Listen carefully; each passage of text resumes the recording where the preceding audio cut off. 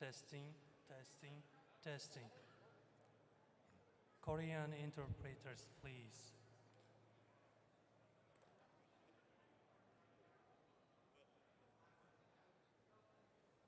한글만은 있으세요? Testing, testing, testing. Korean, please.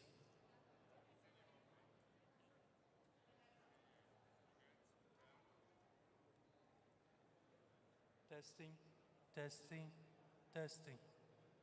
Turkish, please.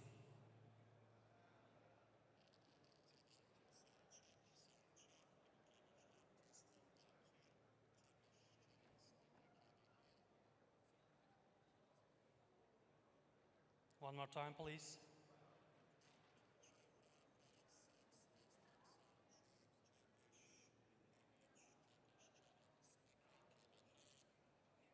Thank you very much. Sounds good.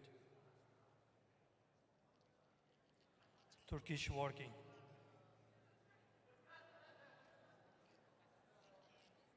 You're welcome. Testing, testing, testing. Iranian, please.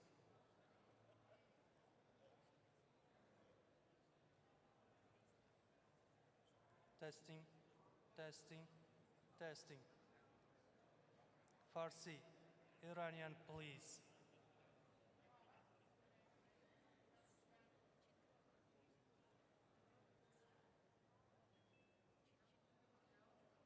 Farsi, please. Testing, testing, testing.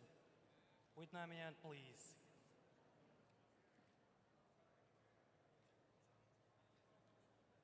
Testing, testing, testing. Vietnamian, please.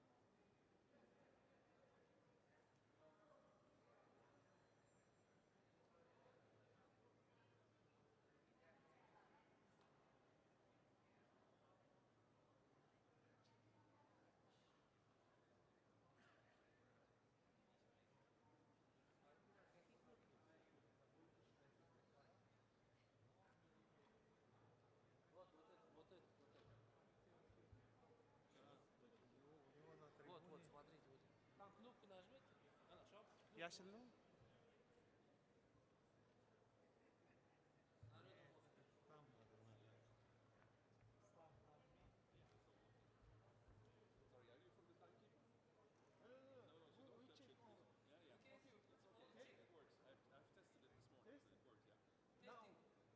Mikrofon ishlayapti mi? Fazil aka. Raz, dva. Ladies and gentlemen, please take your seats.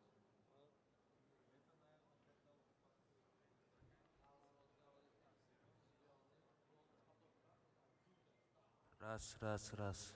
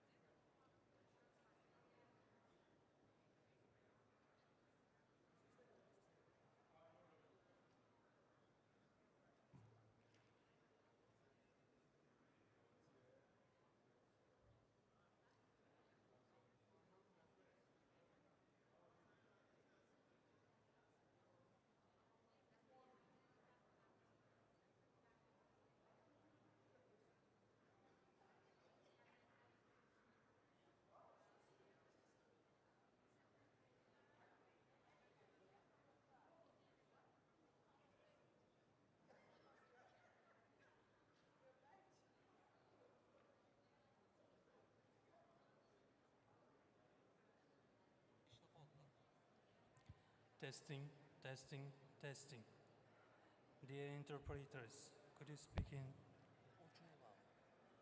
English, please?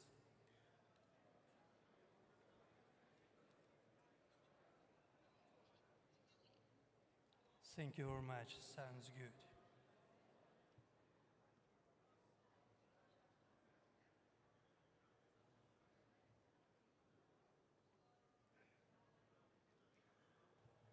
Testing, testing, testing. French, please.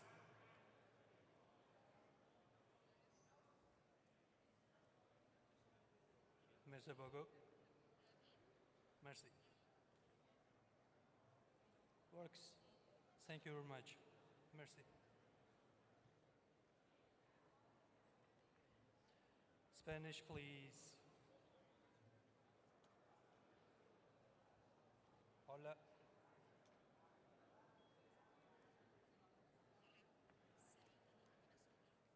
Thank you very much. Yeah. Si, si. Sounds good. Works. Arabic, please.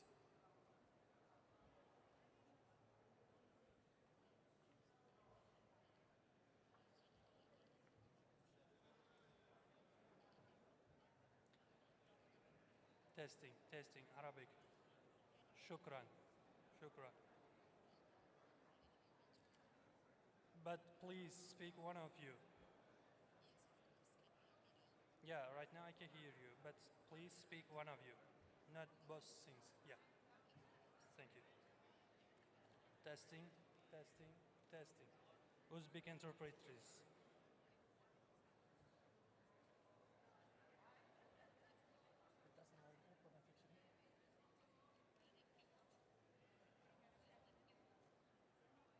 Yaxshi, yaxshi. Yaxshi, yaxshi. Hozir yana so'raymiz. Hozir 1 minut. Testing, testing, testing. How about now? Testing, testing. Kongress testing. vakillari iltimos shodga kelib Uzbek interpreters. Testing. Yaxshimi eshitilishi? Thank you very much. Testing, testing, testing. Russian interpreters, please.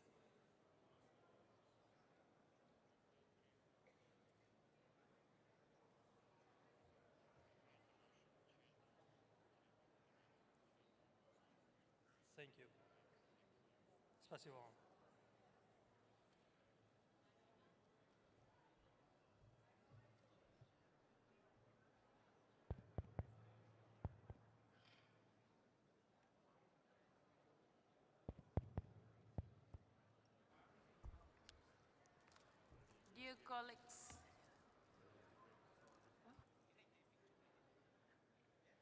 Dear colleagues, please let's take our seats. We are about to start our meeting.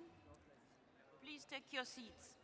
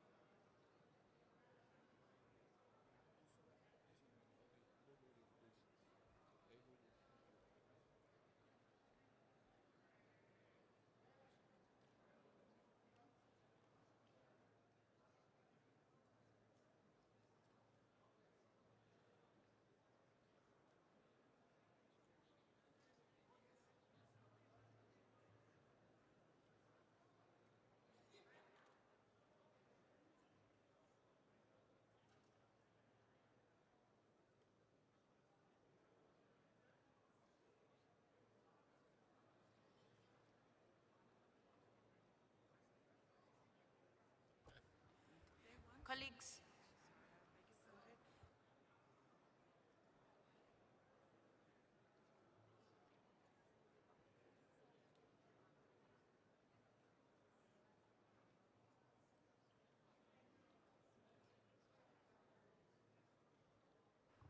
colleagues, before we start, we are going to hear some announcements and then we will begin our governing council.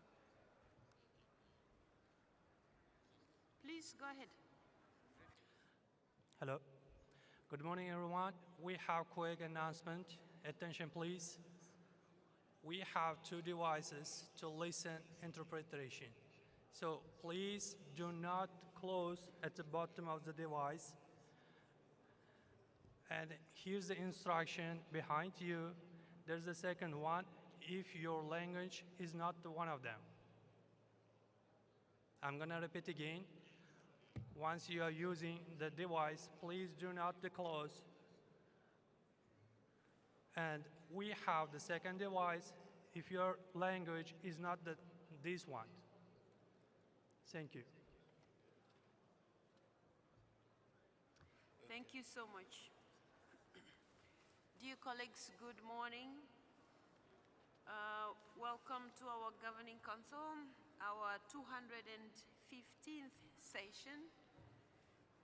Once again, thank you so much for coming to Uzbekistan, to Tashkent. I believe we are going to have a productive one. So let's go to the provisional, no, now it's our agenda.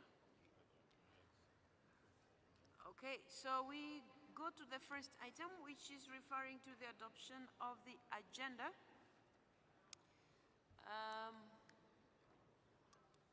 Colleagues, please take your seats. Please take your seats. Please take your seats. Okay, dear colleagues, it is my great pleasure to see you, members of the Governing Council, again. I hope you are all well, and those of you who have come with your families are all doing well, and I wish you a warm welcome to Tashkent. I would like to take this opportunity to express my gratitude to the authorities, and in particular, President of the Senate, Ms. Tanzila Nabaeva, who is with us this morning, and also the Speaker of the Legislative Chamber, Mr. Nuruddin Ismailov, for the warm welcome extended to all of us participants in this landmark 150th IPU Assembly. Ms. Tanzila, thank you very much for everything you have done, but also Mr. Ismailov, thank you for the cooperation. Our gathering here, dear colleagues, in Central Asia, for the first time in IPU's history, forms an integral part of our mission to bring our organization closer to the people and involve all our member parliaments in the realization of our common objectives, that is the well-being of our population. And as you're all witnesses, the people of Uzbekistan have done just that. We would like to thank Ms. Tanzila for making all the arrangements so well. The media is all over the place, and they're doing a very good job of explaining what IPU is doing here in their country, and all of them have received us very well. So we would like to also appreciate the work of the media for ensuring that the Uzbek people actually know what is taking place here. We look forward to this assembly here in Tashkent to re-energize the involvement of the countries in Central Asia in the work of IPU. Dear colleagues, we can never say it enough. We have the august privilege of being entrusted with the noble expectations of our populations. This implies an imperative duty on our part to spare no effort in realizing these expectations. The theme of the 150th Assembly General Debate, Parliamentary Action for Social Development and Justice, once again gives us the opportunity to reflect on the strategic actions we need to take to achieve these objectives, which, if need be, should confirm the major role we play in shaping the lives of our people, who aspire only to the peace of which we are the architects and promoters. As we are about to start our meeting, may I ask your support to help us address all the items on our agenda in a timely manner by being brief and concise when you take the floor. It's usually very difficult every time when I have to interrupt you, or any who will be presiding have to interrupt you. Usually the flow of your presentation also gets interfered. So we would request that you keep your intervention brief, but also adhere to the time that will be allocated to you. In addition, in order to ensure the accuracy of the summary records of our meetings, may I ask you to introduce yourself and your parliament every time you take the floor, so that we know who had said what in our records, but also it will be helpful for you when you're looking for such information that you have intervened in this meeting and the other meetings also. So I thank you so much for your attention, and I look forward to your cooperation in the course of the few days that will be here, but also this particular meeting. Now, Mr. Secretary General, before we go to the to ask the members to adopt our agenda, I'm going to ask you to also say hello to us, because if we don't hear anything from you, we might feel like you're not here. Please, Secretary General, you have the floor. No, thank you. Thank you, Madam President. Thank you for those kind words. I just want to join you in welcoming all delegates to this Governing Council. My colleagues and I are looking forward to be of assistance to you as you carry on very important deliberations, and we hope that we can help and facilitate the taking of decisions that will be momentous for the global community that you represent. And so thank you very much, and if there are any issues that you have that you want to address to the Secretary General and his colleagues, we're here to listen to you and see how we can resolve them before they get out of hand. Thank you very much, Madam President. Mr. Secretary General, thank you so much. So, colleagues, you have before you the provisional agenda, and it's called provisional, and once we have adopted it, it becomes our agenda.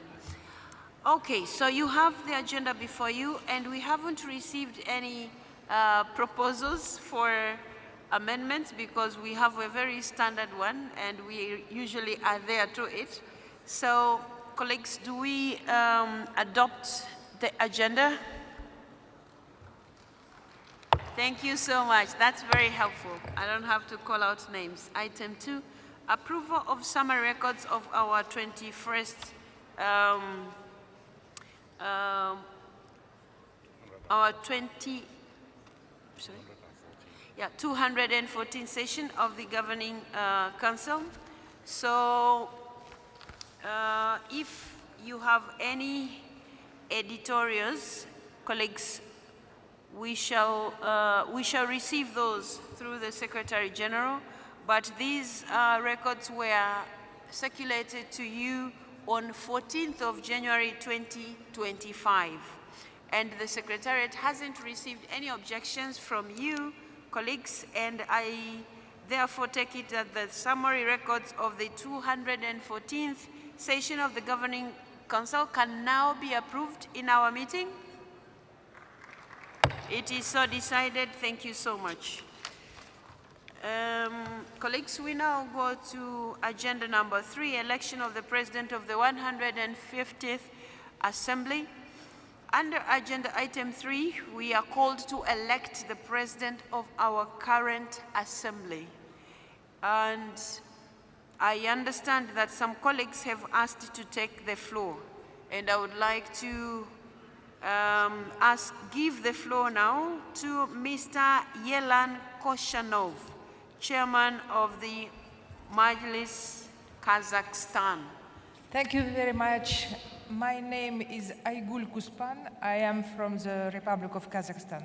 I will speak French. Chers collègues, au nom de la délégation de la République du Kazakhstan, j'ai l'honneur de proposer de nominer la présidente du Sénat de la République de l'Ouzbékistan, Madame Tanzila Narbayeva, comme présidente de la 150e Assemblée de l'IPU. Merci.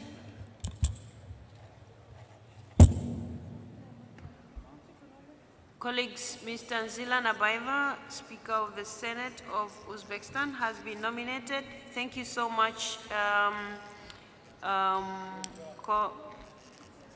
Koshanov, for your proposal. I also recognized Mr. Ali Ozkaya, head of the IPU group from Turkey, to second the proposal. Yes. Sayın Başkan, günaydın. Sayın Başkan, Sayın Genel Sekreter, değerli parlamento başkanları, kıymetli meslektaşlarım.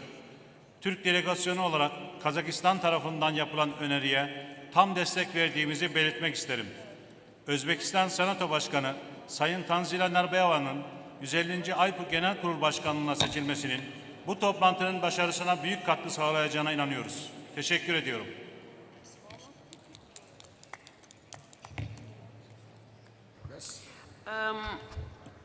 Thank you so much, Mr. Ali Ozkaya. And colleagues, the proposal has been made and it has been seconded. Do I take it that the Governing Council wishes to elect Speaker Narbayeva as President of the 150th IPU Assembly? Yes. It is so decided. Thank you so much. So let me take this opportunity to congratulate Madam Speaker Narbayeva for this trust that these members of the Governing Council have on you. And on behalf of all of you, dear colleagues, I wish to extend to her our best wishes for a very successful assembly under your leadership. Dear Madam Speaker, may I now welcome you to give a few remarks or few words from your seat, please. Madam Narbayeva.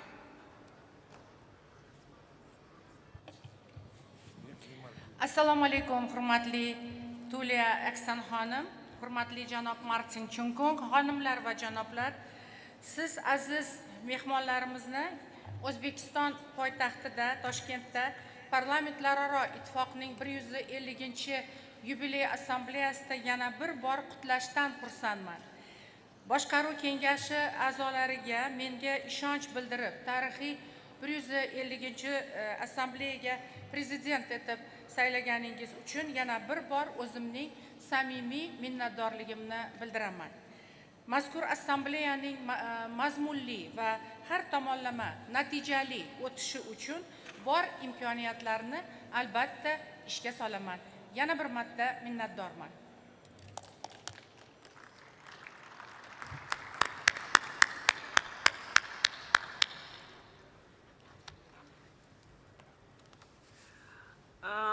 Colleagues, thank you so much, Madam President of the Assembly, for those few words. Colleagues, now we go to item 4, which is the report, which is my report actually, on the what I have done since we last met, and also the activities of the Executive Committee.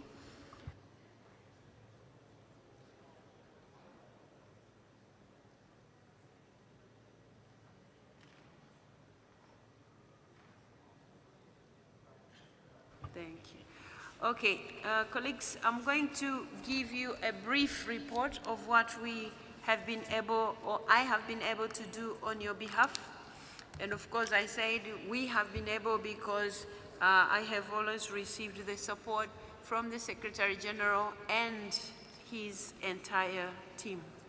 So colleagues, from the last time that we met, I was able to attend meetings, conferences, and workshops in person and virtually that aimed at strengthening the work of the Inter-Parliamentary Union as a whole. I have carried the following missions, which I'm going to inform you about just briefly because we are behind time. So I have represented you, colleagues, and the entire IPU at high-level global meetings, including the G20 meeting, the dimension of which is called P20 for parliamentarians. So this was held in Brazil, and I would like in particular to thank our two colleagues in Brazil, Mr. Arthur Cesar Pereira de Lira, President of the House of Deputies, and Mr. Rodrigo Otavio Soares Pacheco, President of the Federal Senate, for hosting me and my colleagues in Brasilia. We were able to discuss issues relating to parliamentary action to combat hunger, poverty, and inequality around the world, to ensure just and inclusive transitions towards sustainable development, and help build a more equitable and representative global governance. This meeting, colleagues, took note of the fact that we are all behind the 2030 global goal of having sustainable development goals implemented. So we had a chance to look at that, and the good thing is IPU was given a lot of prominence, particularly our ambassador Anda. She's not here, but she can hear the claps from wherever she is. She was very instrumental in ensuring this meeting of the P20 came up with an outcome document that was talking about also our stand on the implementation of the SDGs. Colleagues, you were also represented at the Bureau of the East African Speakers of National Legislatures and the East African Legislative Assembly in Nairobi, Kenya. And on this, I would like to thank Speaker Moses Wetangula, the Speaker of the National Assembly of Kenya, for being a good host.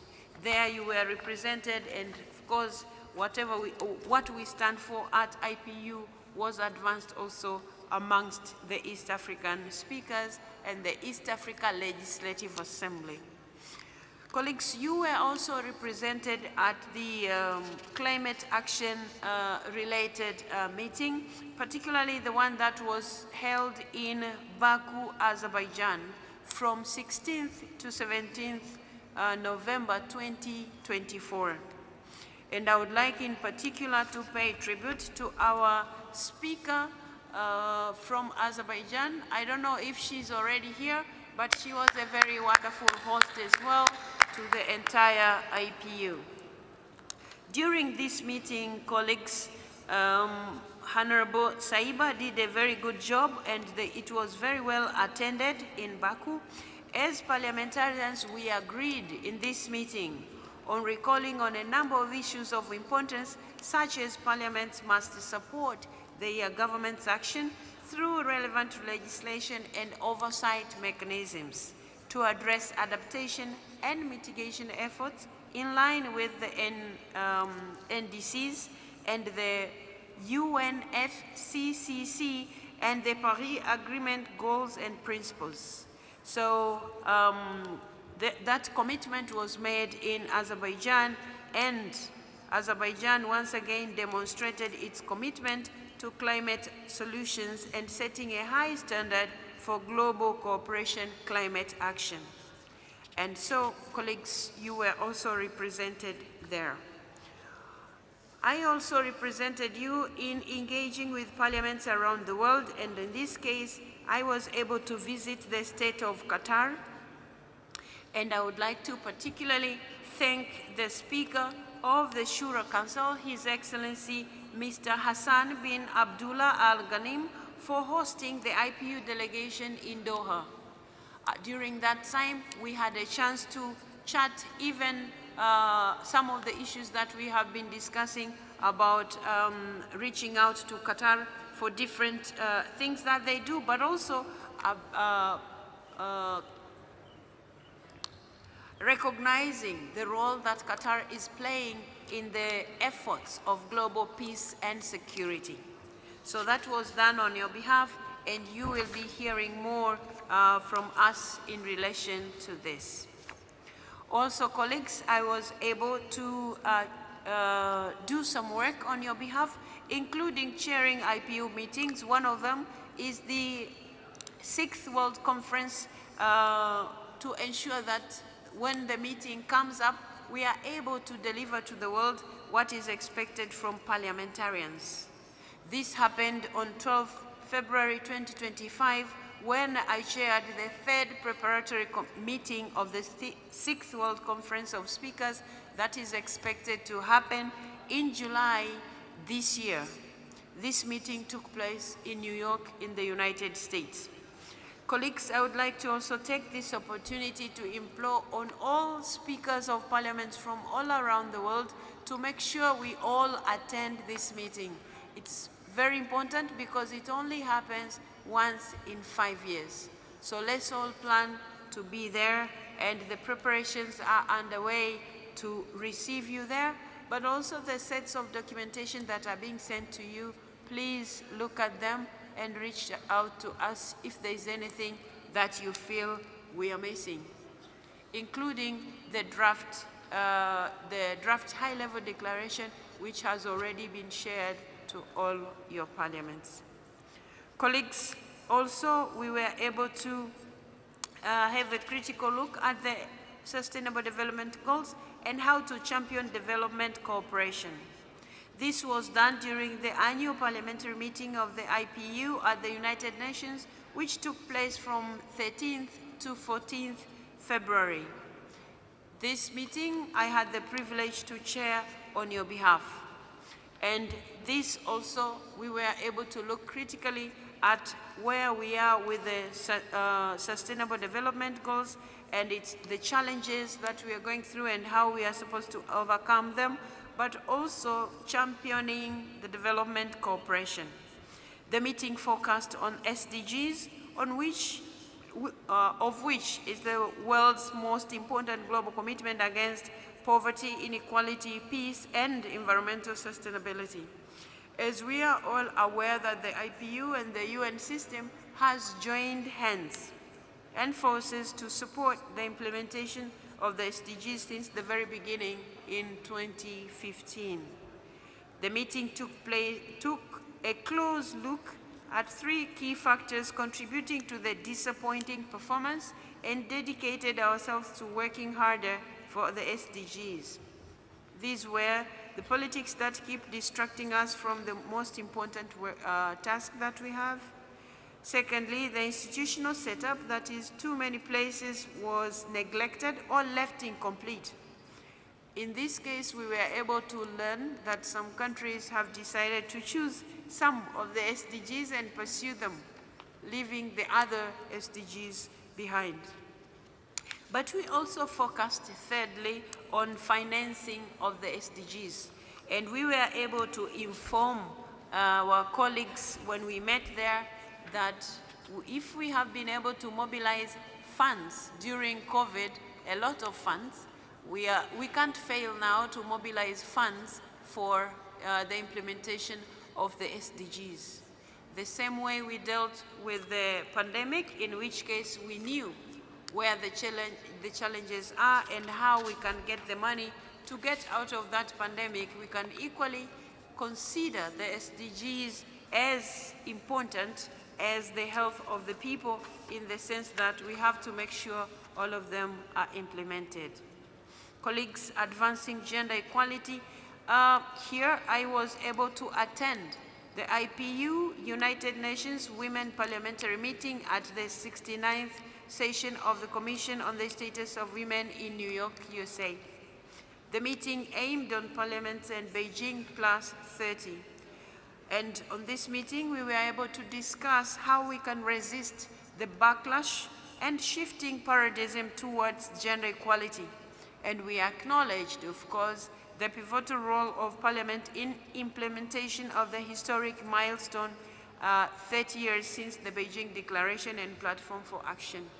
And on this case, I would like to applaud our Secretary General and his entire team, and of course, you colleagues, for providing information to the IPU, which has assisted the IPU to come up with a map showing how far we have gone in our different regions of the world, but also in our respective parliaments, how far have we gone with gender equality agenda.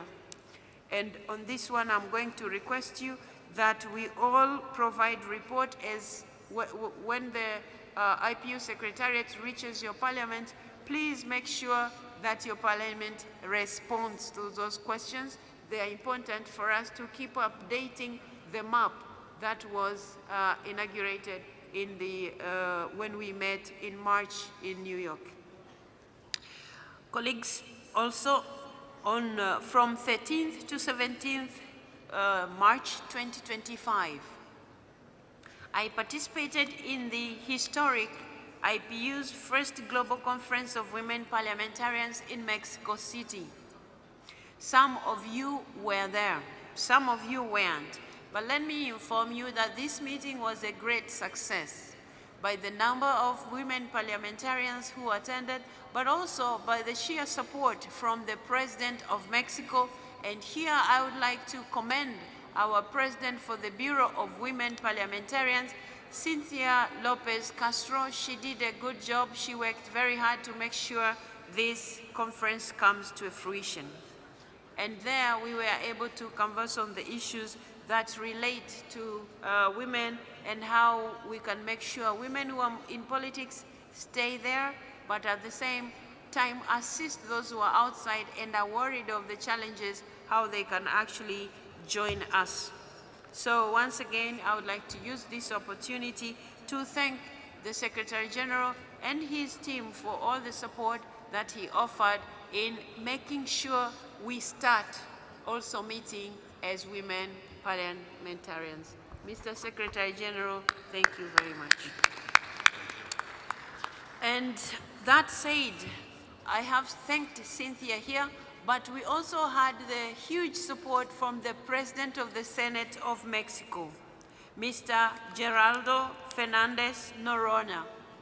But also we had the support of the President of Chamber of Deputies, Honorable Ricardo Monreal of, the Mexican Chamber of Deputies. They did a good job by offering their services to Cynthia, but also the President of Mexico for offering the finances through the Senate. Colleagues, you were also represented when I attended from 18th to 21st March 2025. I attended the Conference of Speakers of the Council of Europe in Strasbourg, France. And on this, I would like to thank also our host in France. They were very kind to us. Colleagues, the European peers, I met the European peers to discuss safeguarding democracy and guaranteeing freedom of expression in times of polarization and uncertainty. I was able to reiterate IPU's appreciation for a great collaboration with the European Parliament, particularly at the World Trade Organization, that exemplifies how parliamentary diplomacy and transparency, how we both can enhance, transparency and promote inclusive global trade. There we were able to also converse on the issues that relate to freedom of expression, yes, but some of those rights, when they are exercised, they impact on the participation of women in politics. And there, specifically, there was a discussion about the one speaker who, instead of people in her country focusing on how she's delivering, how she's capable of doing her job, they concentrated on discussing on the color of her shoes. So that was part of it. So since the color of her shoes that were being discussed is red, I decided today to wear a red suit so that you can know how to draw the point home. I would prefer people discuss how I am leading the meeting and not the suit that I'm putting on today. Thank you. Thank Thank you. Colleagues, virtual participation. On 3rd March 2025, I chaired an online meeting of the Executive Committee, a meeting that will further be reported in this meeting that we are having now. This was also done in terms of, I shared a message of solidarity to the Eurasia Women Conference that took place in St. Petersburg. I understand the speaker from Russia is around. I don't know if she's in this room, but the meeting was a great success, and I would like to commend her for being a good host, much as I wasn't able to attend physically. In summary, colleagues, I was officially invited to the conferences and meetings in 8 countries for a strong purpose of fostering core principles of the Inter-Parliamentary Union in my mandate as the president of IPU. I also had an opportunity to meet different leadership that contributed to the good work of IPU. So, colleagues, that is what I was able to do on your behalf, and I hope to keep doing this, and I hope to keep visiting more countries for different roles as they come. Having said that, I thank you for listening to this brief report. Colleagues, thank you. Colleagues, I'm also supposed to report on the activities of the Executive Committee. But today I'm going to ask the Secretary General to do that on my behalf. Mr. Secretary General, you have the floor. Thank you very much, Madam President. I'm going to lend my voice to you as you present the outcome of the deliberations of the Executive Committee. Madam President, dear colleagues, participants in this meeting, since our last assembly, the Executive Committee has been very busy. In fact, it has held 4 meetings on the 12th of December 2024 online, the 3rd of March 2025 online, and 3 and 4 April 2025 here in Tashkent, respectively. Many of the subjects we discussed are covered by corresponding items on the Council's agenda. We shall therefore report on those matters as we reach the relevant items. In the meantime, let me brief you on the following. In line with the strategy to strengthen the support to the IPU's bodies, the Executive Committee had a discussion with the President of the Committee on the Human Rights of Parliamentarians. The exchange helped the Executive Committee to better understand the functioning of that committee. With a view to promoting its work, the Executive Committee encouraged the committee to make the necessary arrangements to ensure that every geopolitical group of the IPU is represented on the committee. In this regard, the Executive Committee endorsed a proposed amendment to the committee's rules, which would change its composition to add 2 additional members to the current 10 and distribute the membership among the geopolitical groups based on the same formula as used for the composition of the Executive Committee, that is, African and 12+ groups, 3 members each, Asia Pacific and GRULAC, 2 members each, Eurasia and Arab groups, 1 member each. The addition of 2 members will have a financial implication amounting to around 10,000 Swiss francs, which can be covered by the core budget of the IPU. The Executive Committee recommended that the Committee on the Human Rights of Parliamentarians address both the Executive Committee and the geopolitical groups more frequently, including through the joint meeting of the chairs of the geopolitical groups and the presidents of the IPU bodies in the context of IPU assemblies.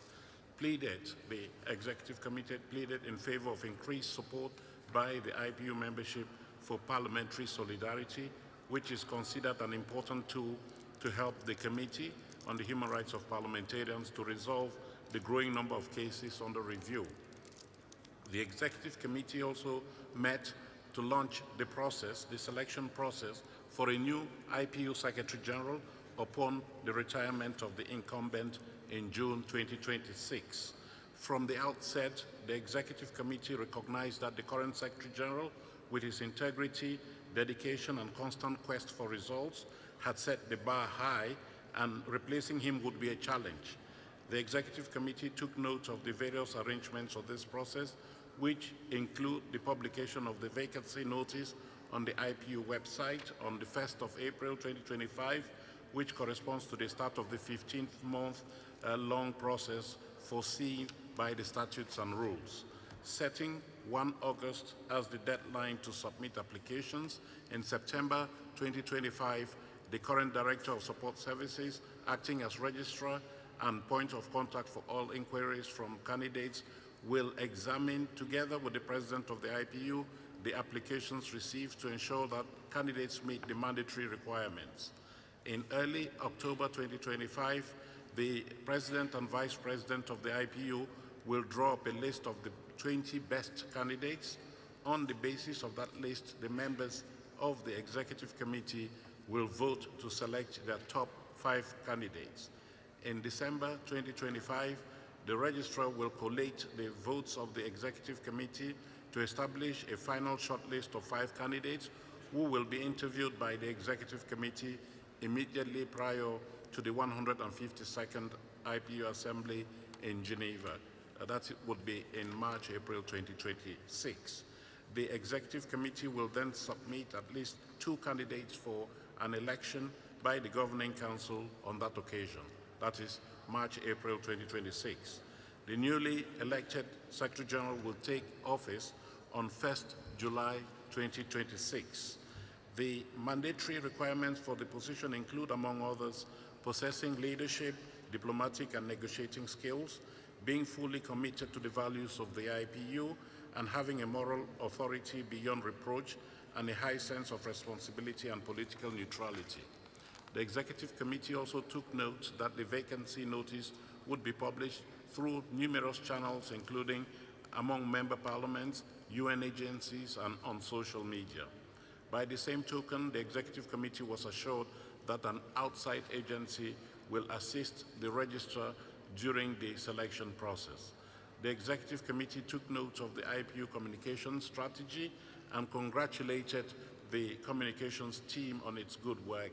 Members encouraged the team to explore ways of engaging more with younger audiences through lighter social media content on social media.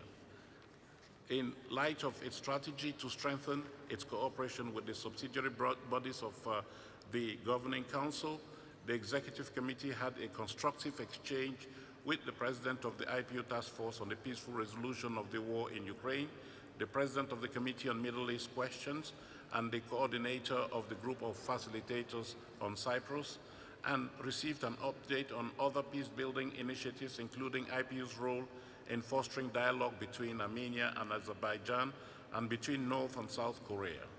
The committee took note of the useful information received and encouraged those bodies to further consider defining their expected deliverables and engaging in regular field visits.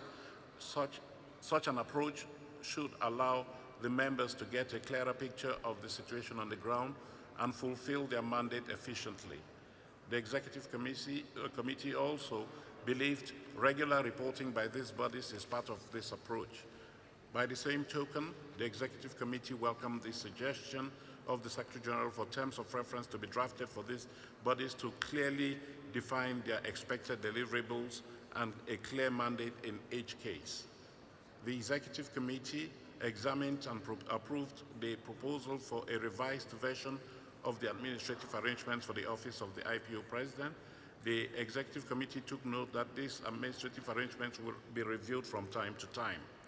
The Executive Committee reviewed and took note of the preliminary draft UN General Assembly resolution on interaction between the United Nations National Parliaments and the Inter-Parliamentary Union. The Executive Committee seized this opportunity to encourage member parliaments to strengthen further their interaction with the United Nations. In addition, they are strongly encouraged to coordinate with their country's authorities to ensure that their permanent representatives in New York sponsor the resolution in large numbers. The Executive Committee received an update on the arrangements for the award of the 2025 Kramer Passy Prize. It encouraged members to submit their candidatures through the geopolitical groups for MPs with an unrivaled track record on gender equality, the priority theme for 2025, by the deadline of 30th June 2025. The Executive Committee also received an update on the work of the Working Group on Transparency, Accountability and Openness, chaired by Dr. Ali Al-Noemi from the United Arab Emirates. The work of this group, which started in 2021, was guided by the Transparency Report, which laid out a number of recommendations on how to make the IPU more transparent, accountable, and open. I'm happy to announce that based on the latest report from its members, all the recommendations of the Transparency Report have now been implemented. This includes some key milestones, such as the IPU data policy, the Code of Conduct for Governance Officials, the policy to prevent and address harassment during IPU assemblies and events, and more recently, the whistleblower policy for the IPU Secretariat. Therefore, the working group will meet only if and when new needs are identified. I want to thank the working group for their hard work and achievements. Madam President, you may now wish to ask your colleagues to take note of this report of the Executive Committee. Thank you. Thank you so much, Mr. Secretary General. So, colleagues, item number 4A on the activities that I just reported since we met in for the 214th session of the Governing Council is approved. Approved. Thank you so much. But on the other end, the activities of the Executive Committee, do I take it that you accept this feedback and agree that you will do the needful whenever called upon so that we implement what we have agreed? Thank you very much. It is so decided. Iraq? Sorry? Okay. I will still give the floor to Iraq. Unfortunately, the hammer was already down, so it is already decided, but we give him the right to be heard. Iraq, you have the floor.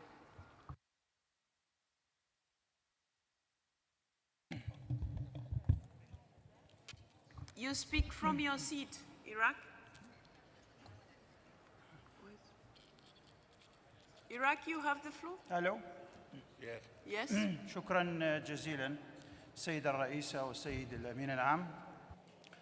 في التقرير الذي تناولتموه صباح اليوم وكذلك في الكلمة الافتتاحية البارحة في المؤتمر تم الحديث عن ما يجري في غزة من دمار وقتل وجرائم إبادة جماعية وجرائم حرب وجرائم ضد الإنسانية، على أنها أزمة الشرق الأوسط.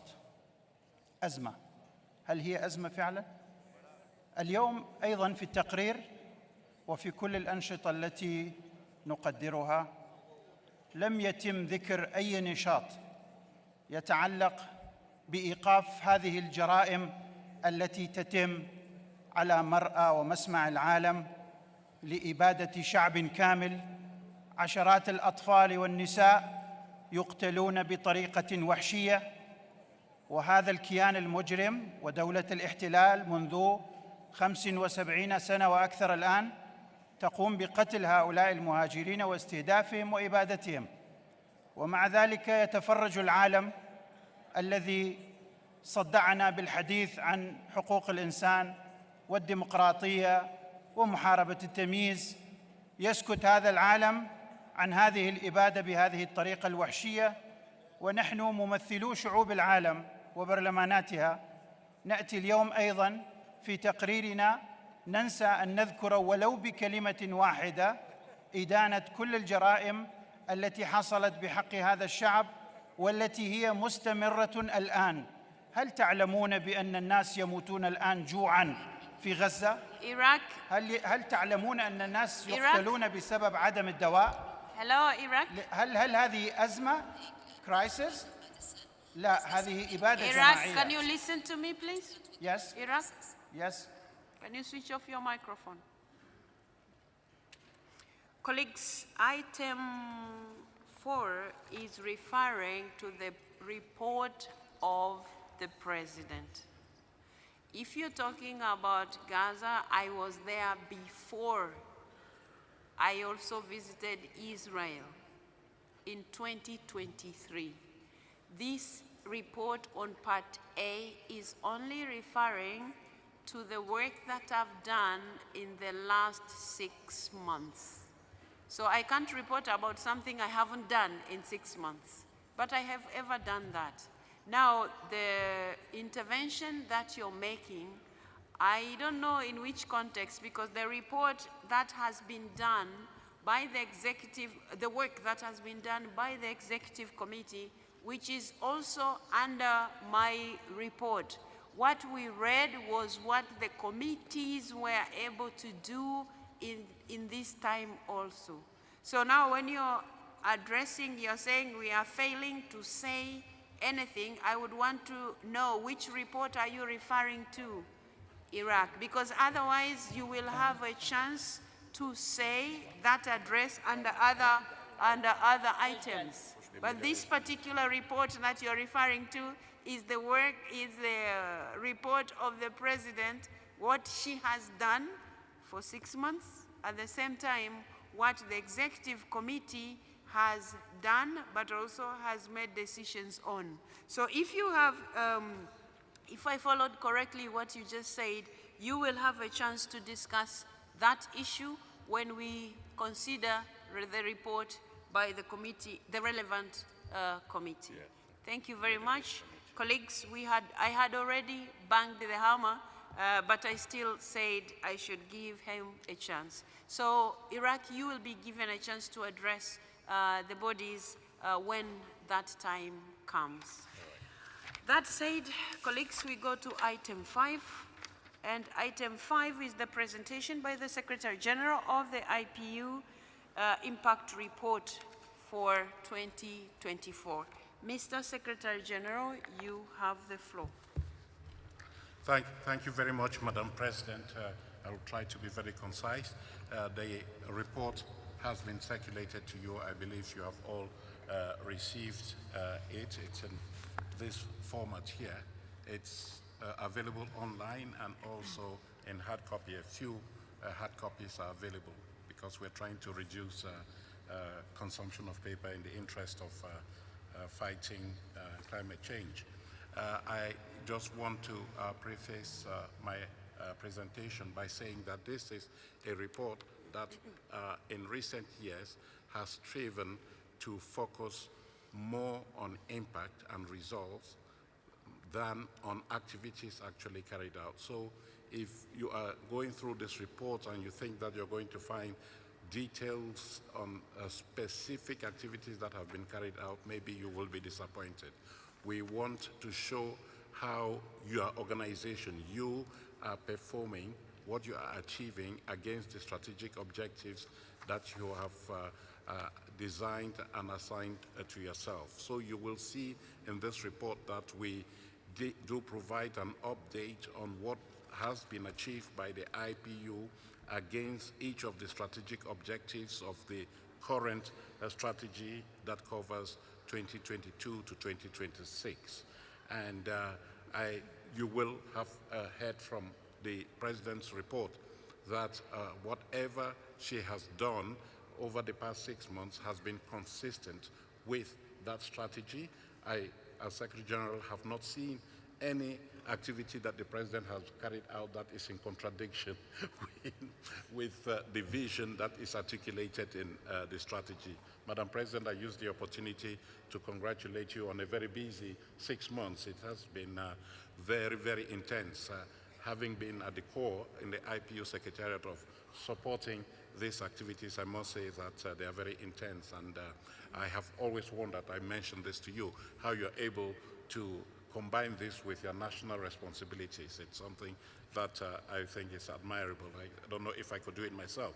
So going back to this report, which covers all of this, I would like to say that you remember in 2024, you agreed that your priority theme would be on peace and security in light of the proliferation of conflict spots in the world, in the Middle East, in Gaza, as the Iraq delegate has mentioned, in Sudan, in the DRC, and many other conflicts that I don't want to list here because I might forget some of them, but the fact that you had no paucity of conflicts in the world informed your decision to focus on peace and security. And this report shows that we have done a lot and achieved some measure of success in addressing these challenges in a variety of ways. And it runs through the report as a red line, a red thread. So again, I believe that this report shows that you, the members of the IPU, have contributed significantly to the articulation of the vision of the founding fathers of the IPU, that is parliamentary diplomacy.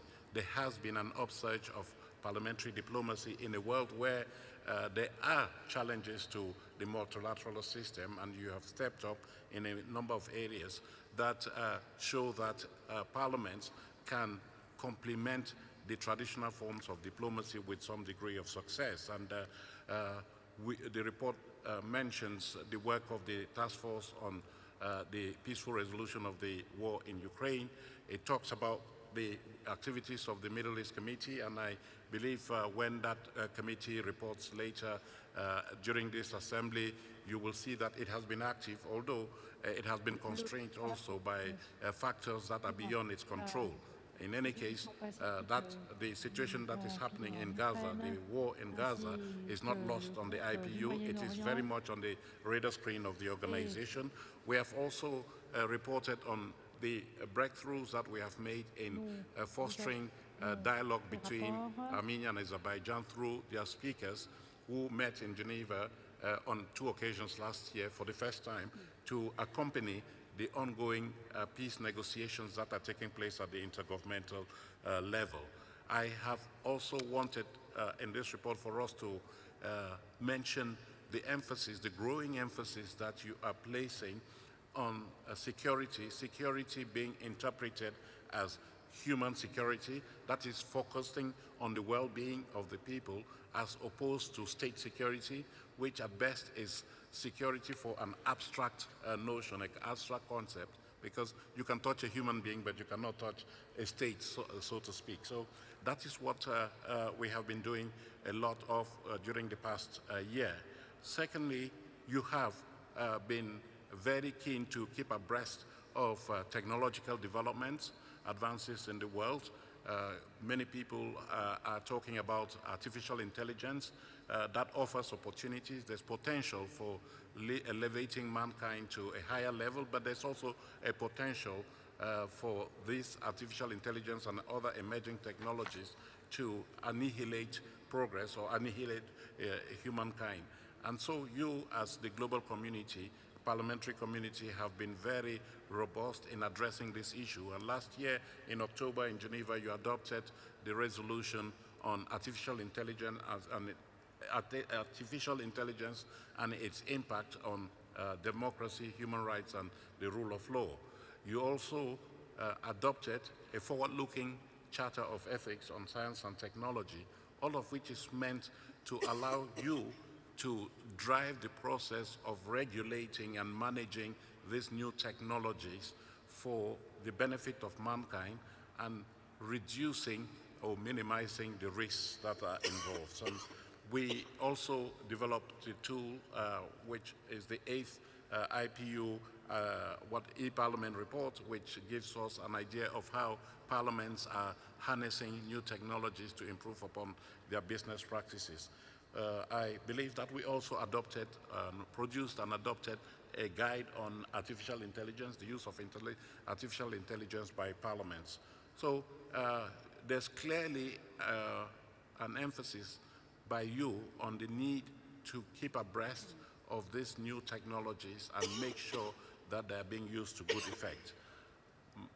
Madam President, you and your colleagues have also been very robust in addressing the issue of climate change because you have identified it as the priority for the organization. It was the #1 priority. And you remember that for 2023, you focused on climate change. And you actually designed and adopted a campaign to step up parliamentary contribution to climate change. This, when you adopted security, peace and security for 2024, you're very clear that you are not abandoning climate change. And so in 2024, you will see in the impact report that we have worked a lot, including through, and I don't see the Speaker of Azerbaijan in the room. Madam President, you did congratulate her on the very successful parliamentary session during the Conference of Parties of the Convention on the Framework Convention on Climate Change that took place in Baku last year, and where you had very strong parliamentary participation with an outcome document that was very explicit, I think, for the first time in calling for reductions in fossil fuels and developing alternative forms of energy in a bid to reduce the effects of climate change. We also, and that is what we always say parliaments have a strong role to play in various areas, including climate change, but we do not always look at what it is that parliaments are struggling with.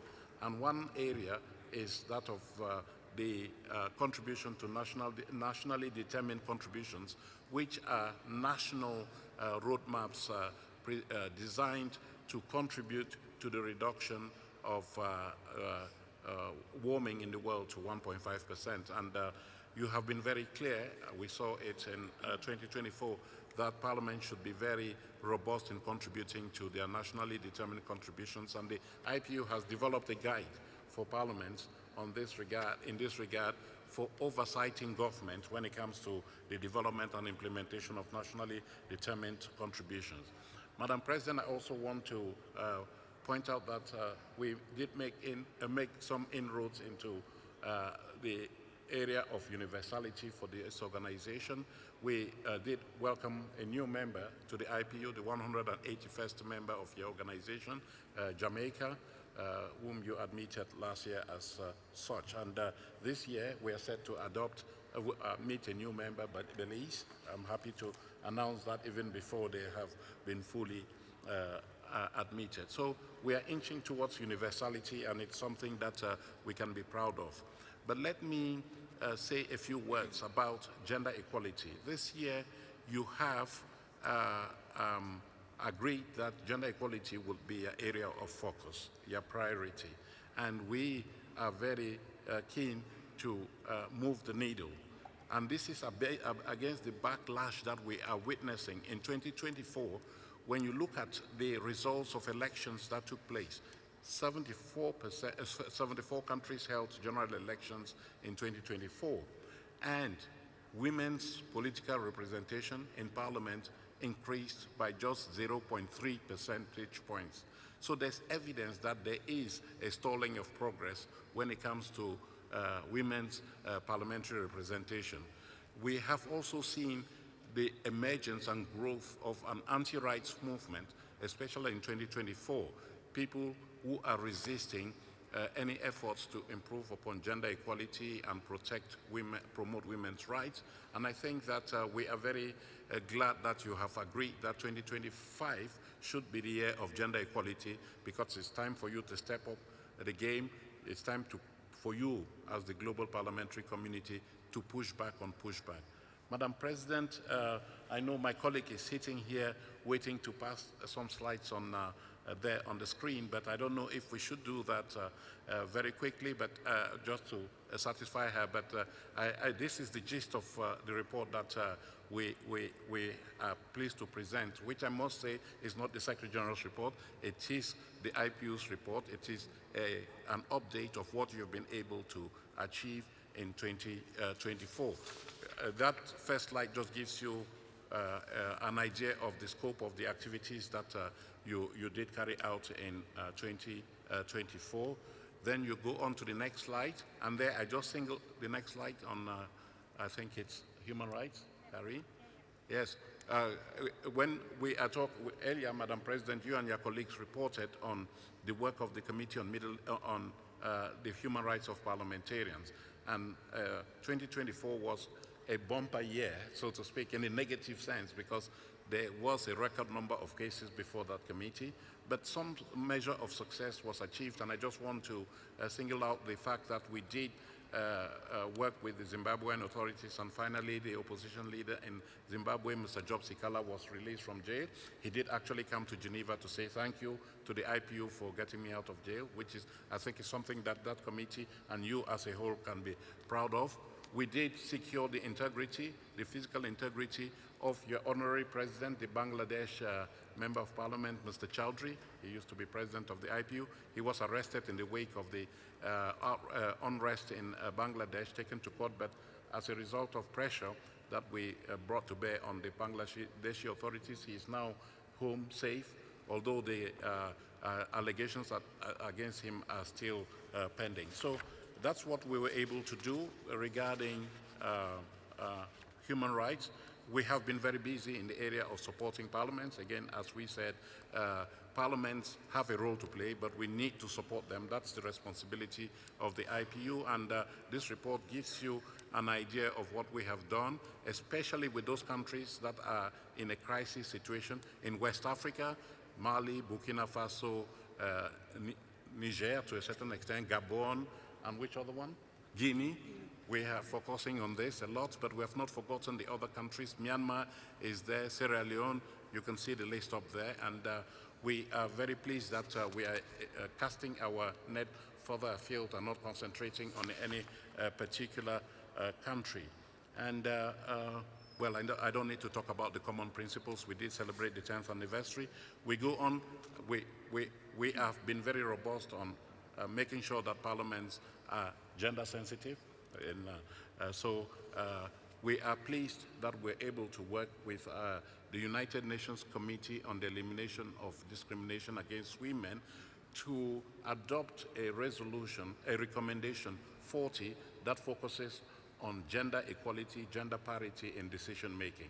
This is something that we're going to prosecute very robustly, in line with, Madam President, what you and your colleagues adopted in Mexico recently, the Plan of Action for Parity, which will inform the work of this organization in 2025. I want also to mention to you an example of impact of the organization when it comes to the protection of women's rights. You see on the screen there the picture of the Speaker of Gambia. It is because with the Gambia, we worked with them to successfully push back on attempts to unravel progress that they had made in banning female genital mutilation. There were MPs who had advanced a bill to unban FGM in Gambia, and thanks to pressure and thanks to support that we gave to the Gambian parliament, they were able to reject that bill, which is something that we should be very proud of. And for inclusive parliaments, I just want to say, I think you made inroads last year when, under the impetus of the Forum of Young Parliamentarians, you reduced the age of young MPs from 45 to 40. In this way, you are trying to prosecute your agenda to make democracy and the institutions of democracy more young. I have talked about artificial intelligence. I don't need to go back to that. Karim, can we move on? What else do we have there? We've talked about climate change. I have said a lot. We have talked about parliamentary diplomacy. Yeah. Yes. We've talked about human security. We have talked about universality. Yes. That is fine and what we are doing. And I just want to conclude by saying that we can be proud of the progress that we have achieved in terms of making this organization more transparent, more accountable, and more open. You just heard from the executive committee that the roadmap that was established for the working group on transparency and accountability has now been fully implemented. We now have a whistleblower policy for secretarial staff. We now have an anti-harassment policy. We now also have a code of conduct for governance officials of the organization. We have a data protection plan for the organization. And so I think we're making headway in ensuring accountability. And in this way, the IPU can be seen as serving as a model for its member parliament. So, Madam President, thank you very much for you and your colleagues for bearing with me.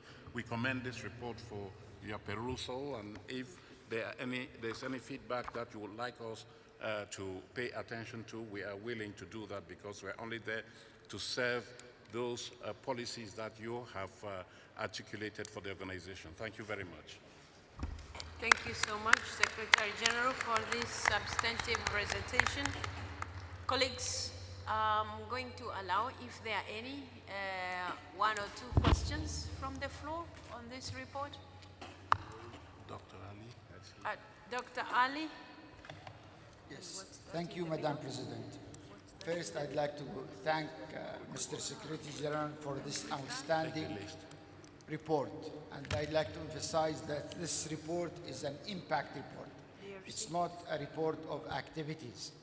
And this is where I urge all members who are attending the 150th Assembly to read this report and to take it back also to their parliament and make sure that everyone working in parliament understand this report, read this report, because it showed the added value that the IPU are bringing to us as member of parliament, to our parliament, to the culture of democracy, where we are promoting the engagement and the investment of all nations in parliamentarian diplomacy. So it's very important to understand that this is an impact report. We need it. We need our colleague to read it, to understand it. Many members, they complain sometimes that their speaker, they don't support them in joining the IPU activities. This report actually shows them the added value to each national parliament as a whole and the members when it comes to learning what kind of added value the IPU can do to their parliament and to the efficiency and performance and engagement of their member of parliament. So again, I'd like to thank the Secretary General and his team for this outstanding report. Thank you. Okay, colleagues, I'm going to request that you use just, because the list is longer and I'm going to close it now. I have... قطر تطلب الكلمة. Okay. Now, the list is long. I have to close it now. We have UAE has already spoken, Cote d'Ivoire, DRC, Morocco, Rwanda, Egypt, and Qatar. And then we close it there because we will not have much time. So because the list is longer than what was anticipated, I'm going to request you to use 1 minute for your intervention, please. 1 minute. Côte d'Ivoire. Merci beaucoup, Madame la Présidente. Je voudrais, on ne peut pas tarir d'éloges à l'endroit donc de Madame la Présidente de l'UIP, de Monsieur le Secrétaire Général. J'ai écouté avec beaucoup d'intérêt le rapport 2024. Il serait ingrat pour la Côte d'Ivoire de ne pas révéler que les 5 et 6 décembre, grâce donc à cette grande institution et avec l'appui de l'OMC et du Parlement européen, nous avons pu bénéficier d'une formation et d'un renforcement des capacités sur promouvoir un commerce dynamique au service d'une économie florissante et résiliente, le rôle du Parlement de la Côte d'Ivoire. Ce thème a pu mobiliser non seulement les parlementaires, la société civile, les élèves et même, je vais dire, le gouvernement. Je voudrais vraiment dire merci infiniment au nom du président de l'Assemblée nationale, au nom de la présidente du Sénat, à tous ceux qui sont partout les experts nationaux et internationaux et qui nous ont permis de mettre en exergue la ZLECAF qui est... Thank you. Madame la Présidente, je voulais en perspective demander qu'il nous appuie dans le cadre de la formation d'une autre formation sur les droits de l'enfance. Et je voudrais vous dire merci pour ce travail. Thank you. Colleagues, I'm going to, on behalf of the Secretary General, I'm going to receive all the compliments so that we keep to the 1 minute. The compliments are already received by the report of the Secretary General and of the IPU. So go straight to the point, DRC, 1 minute.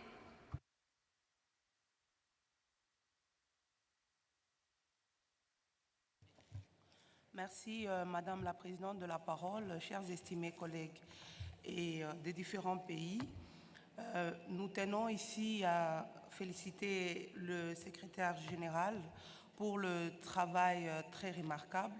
Nous l'encourageons et nous nous disons qu'il puisse continuer dans le même élan pour l'intérêt de l'Union interparlementaire.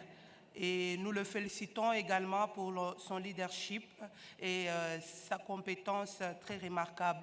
Et nous vous promettons que nous allons relayer ces rapports au sein de notre Parlement. Merci, Madame la Présidente.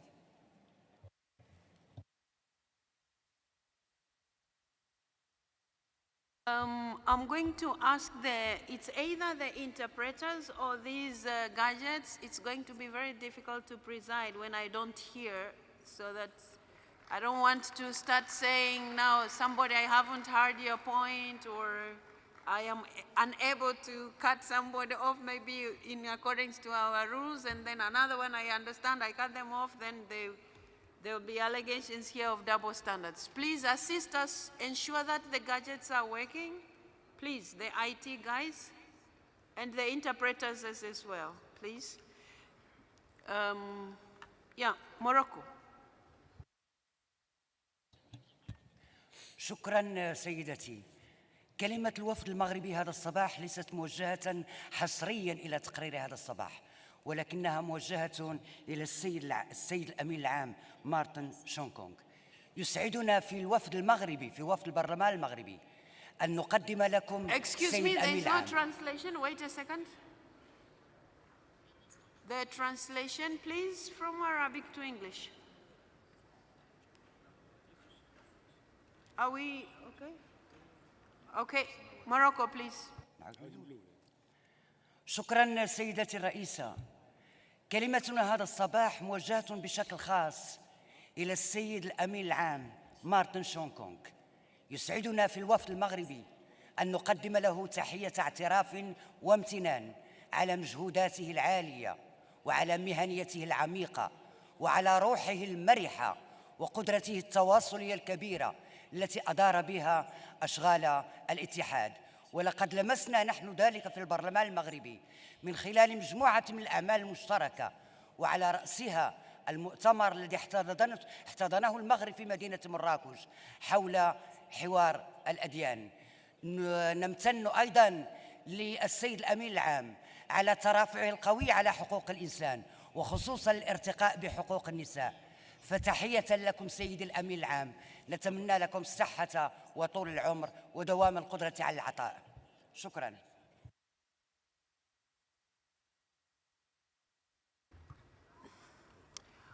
We are going to have a bit of challenge. Maybe Mokta, you're going to give us the context of what she has just said. Otherwise, it will be very difficult for us to respond, because the interpretation is not really forthcoming. We have put the volume up to the maximum when you can hardly hear what the interpreter is saying. Rwanda.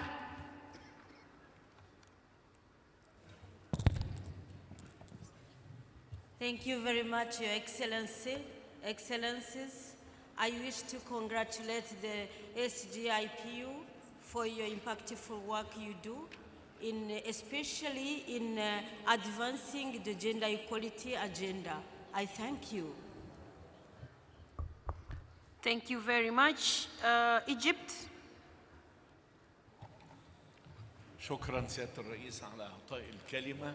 أود التعبير عن خالص الشكر والتقدير للسيد مارتن شينغونغ على ما بذله من جهد رائع أثناء فترة توليه الأمانة العامة للاتحاد، وهو فعلا بالفعل كما تحدث بعض زملائي يمثل قيمة إضافية لعمل الاي بي يو. أشكره شكرا جزيلا. ومقياس نجاح السيد مارتن شينجونج أنه بالإضافة إلى عمله الرسمي فقد حرص على العلاقات الشخصية مع سائر الأعضاء، ومقياس نجاحه كذلك أنك لا تحس بوجوده فعلا، لأن يدير عمله باحترافية وبمرونة كافية. فشكرا جزيلا على ما قدمه، وأتمنى له النجاح والتوفيق في حياته مستقبلا. Thank you very much, Mr. Speaker. The translator for Arabic to English, please try to put your microphone in a way that we can hear you. The voice is very, very low. The translator of Arab to English, put your microphone in a way that we can hear you. Thank you very much. Qatar. سعادة الدكتورة توليا، أتمنى أن تكون الترجمة تصل إليكم. أنا لدي نقطة إجرائية. نحن في وفد مجلس الشورى في دولة قطر جالسين في الخلف، ولا نستطيع التواصل البصري مع منصة رئاسة المؤتمر بسبب وقوف كثير من الناس بيننا. فنرجو من إدارة المؤتمر ضبط القاعة والطلب من الناس الجلوس حتى نستطيع التواصل البصري مع المنصة. شكراً.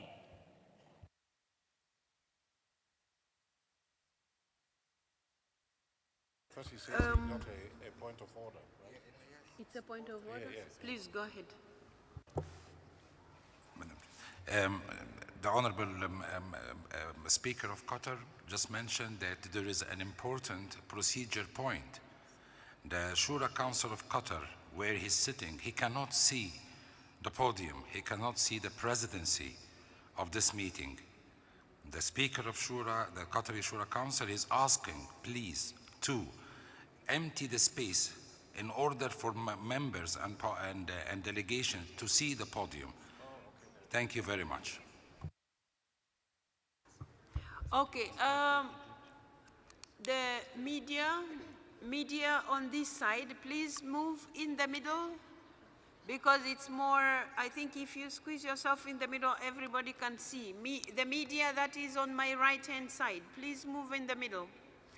Hello, you're on phone, media person. Please move to the middle, because the people behind you, they can't see the proceedings well. Okay. Thank you very much. I've been informed, colleagues, that when I said we will end with Qatar, India and Gambia, they had also raised their placards, but we didn't see them. So, India, 1 minute.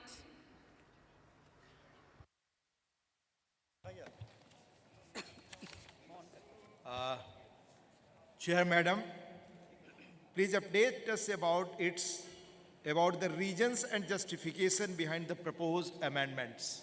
Thank you.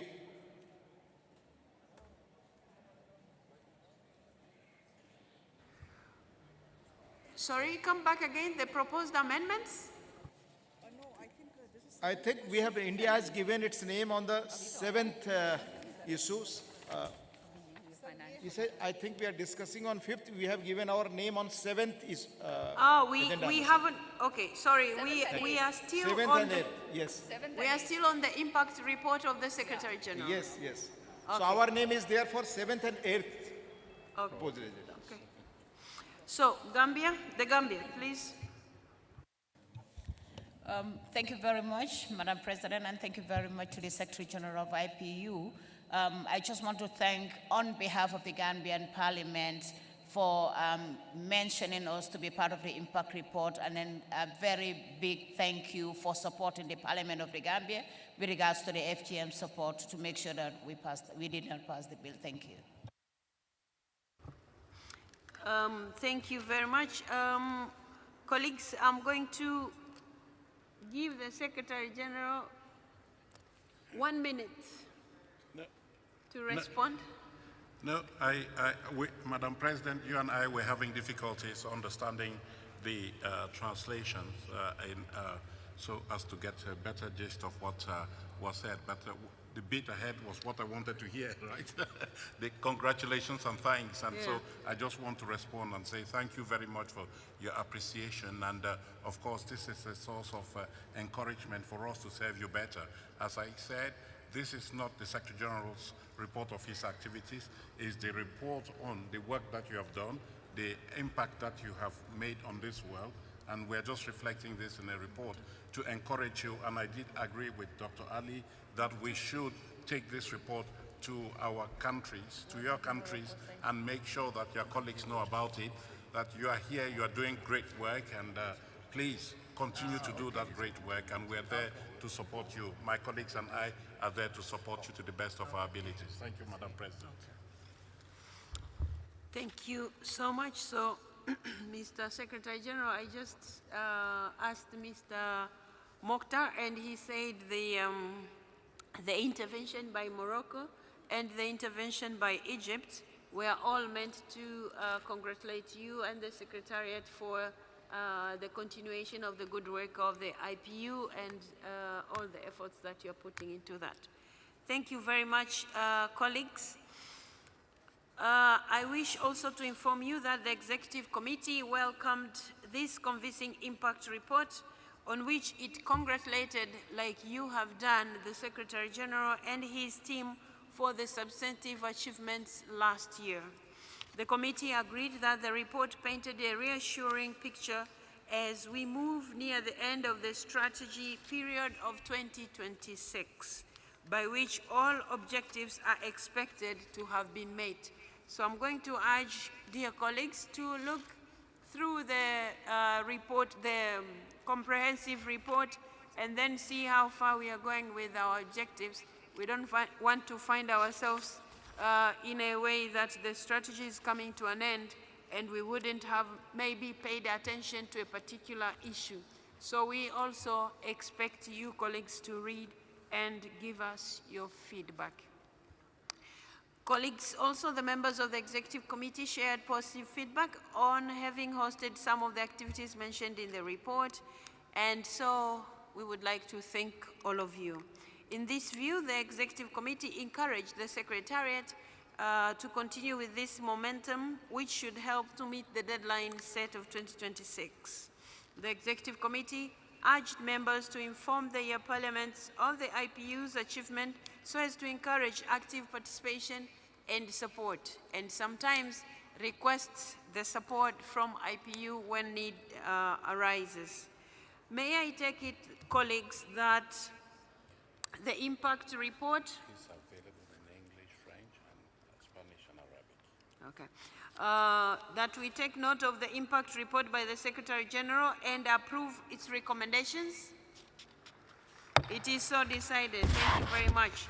Colleagues, the report is also available at the communications, The booth. yeah, at the communications booth. So you can pass by there to pick up in, they are in two versions, in English and French, but also we have translated to Spanish and Arabic, and they are available online. Dear colleagues, we now go to agenda item number 6, which is financial results for the 2024 and financial situation of the IPU. Dear colleagues, under this item, we will be informed about the financial results, and I'm pleased to give the floor to Senator Deborah O'Neill, who is standing in. She's coming. Yeah. Who is standing in for the President of the Subcommittee on Finance, Speaker Milton Dick. And then I can see also the auditors are getting ready, but they will present their report after Ms. O'Neill. Deborah, please, you have the floor. Thank you very much, Madam President. Dear colleagues, on behalf of the Chair of the Subcommittee on Finance, Mr. Milton Dick, Speaker of Australian Parliament, I'm pleased to represent the Executive Committee, which met as usual to discuss the financial questions ahead of this Governing Council session. The Executive Committee has carefully considered the financial statements for 2024 and the External Auditor's Report. The 2024 accounts show a sound financial situation as confirmed by the audit. We took note that expenditures were within budget for each of the strategic objectives. The income from the IPU's investments were positive, thanks to the favourable market conditions of 2024. The IPU Working Capital Fund is now at 92% of its target level. We took note of the situation of arrears of member contributions that has been increasing steadily since the COVID years. The Executive Committee has given particular focus to this issue of arrears of members with corrective actions taken last year by writing off the arrears of parliaments whose IPU membership rights were suspended and increasing the provision for potential credit losses. The net assets of the IPU decreased by 0.4 million Swiss francs. We encourage the governing bodies to continue to address this situation, and we request all of you to work through your geopolitical groups to try to reduce the list of members in arrears. We need to maintain the political commitment to take the positive actions needed to keep our arrears to a minimum. We also welcomed the strong results in mobilising voluntary funds. It shows that the IPU continues to be seen as a valued partner and that our work is worth investing in. The external audit was carried out by our current auditors, the Audit Board of the Republic of Indonesia, and we thank Indonesia for the excellent service they provide. The auditors issued a positive audit opinion and confirmed the accuracy of the financial statements. According to their analysis, the key financial indicators for the IPU were sound. The audit went well, and the Indonesian team made just 2 recommendations which the Secretary-General will implement, as he has done with all previous recommendations. Our colleagues, the internal auditors, Ms. Glover-Roll and Mr. Griffroy, will provide some further details on these recommendations. The Executive Committee also reviewed the financial situation of the IPU at the 31st of January 2025. As it is still early in the year, the situation is similar to the end of 2024. The organisation's budget performance is on track for the year so far, and the IPU finances remain healthy and stable. The list of members in arrears has slightly reduced since the end of 2024, but it's still in need of our close attention this year. In conclusion, based on our work, the Executive Committee therefore recommends that the Governing Council approve the Secretary-General's financial administration of the Inter-Parliamentary Union and the financial results for 2024. Thank you, Madam President. Thank you so much, Ms. O'Neill. Dear colleagues, now I'll give the floor to the internal auditors to report to us on the audit of the IPU's financial results. And I understand the 2 internal auditors, Ms. Pia Glover-Roll from the Bahamas and Mr. Andres Griffroy from Belgium, will be presenting this report together. Dear colleagues, you have the floor.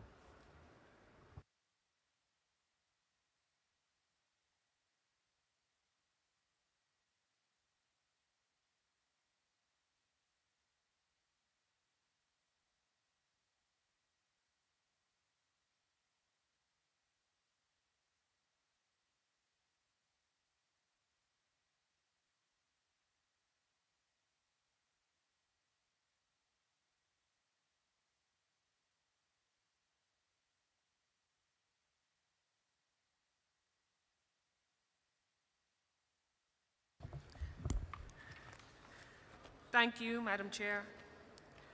The financial results for 2024 based on the mandate entrusted to us as internal auditors of the Inter-Parliamentary Union, appointed at the 212th session of the Governing Council in Luanda, we present our opinion on the IPU's financial report and audited financial statements for the year ended 31st of December 2024.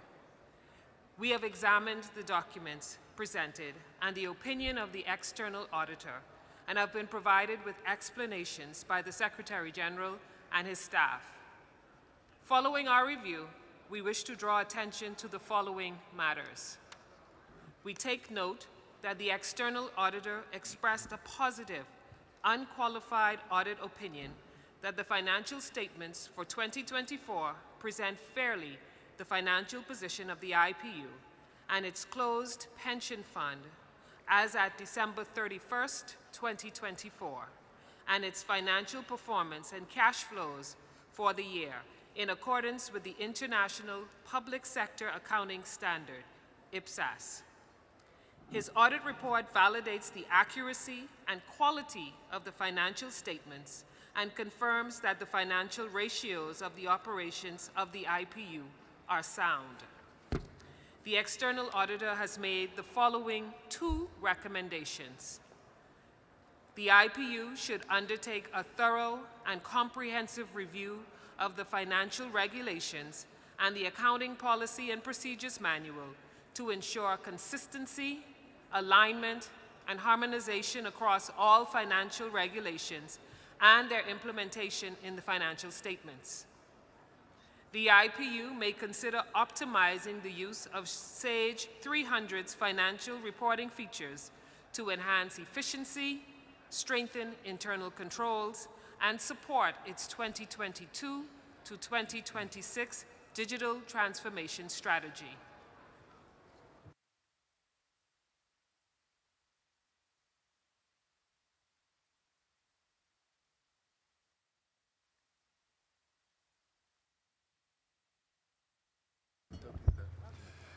Thank you, Pia.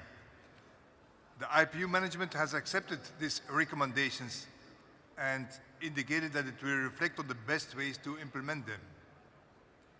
The external auditor also reviewed the status of implementation by the IPU of previous audit recommendations and observed that all of the recommendations from every previous external audit have been fully implemented.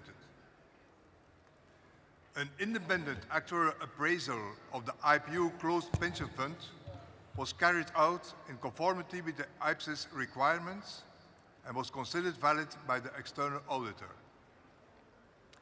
The net assets of the IPU have decreased by an operating deficit of 400,000 Swiss francs, due primarily to the write-off of arrears of 3 member parliaments whose membership rights has been suspended, and the increase of the provision for future potential credit losses from assessed contributions. We note that the working capital fund of the IPU now stands at 92% of its target level. In conclusion, in our opinion, from Pia and myself, the financial statements presented by the IPU give an accurate reflection of the IPU's financial position at 31 December 2024 and financial performance during 2024, and comply with the highest available set of accounting standards.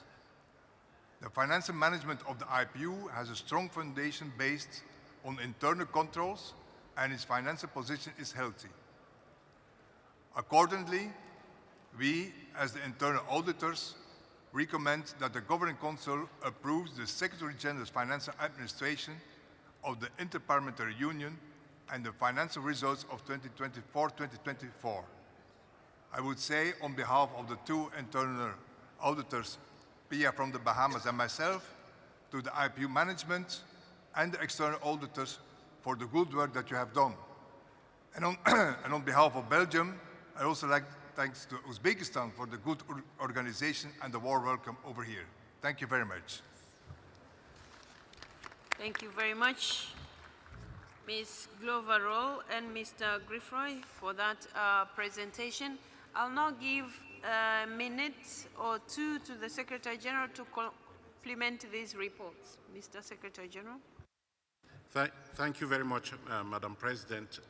We have circulated all the financial documents, and you have heard the report from the chair of the Subcommittee on Finance that oversees budget management and preparation, the financial affairs of the organization, and you've now heard the opinion of the internal auditors.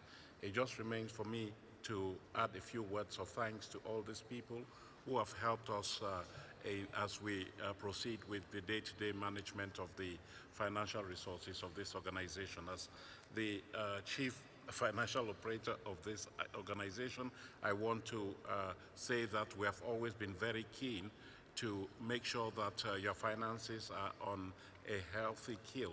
We have done our best to manage the funds that you make available to us in a way that is consistent with ongoing standards of probity and accountability. And I'm glad that the overseers of the organization are of the same opinion. I want to echo the words expressed by the chair of the Subcommittee on Finance and the internal auditors in thanking the Board of Auditors of Indonesia for being diligent in working with us to audit the accounts of the organization. We appreciate their support, and we also want to say that we will continue to be committed to implementing recommendations because it is in the best interest of the organization that its financial operations be seen to be above board.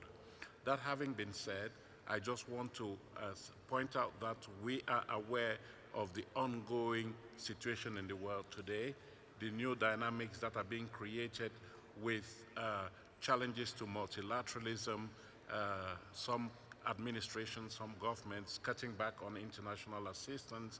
We are monitoring this very closely because we cannot take for granted that it will not affect the Inter-Parliamentary Union. But so far, we have seen no signs that it will be impacting upon our daily operations because you have put in place some guidelines that have helped.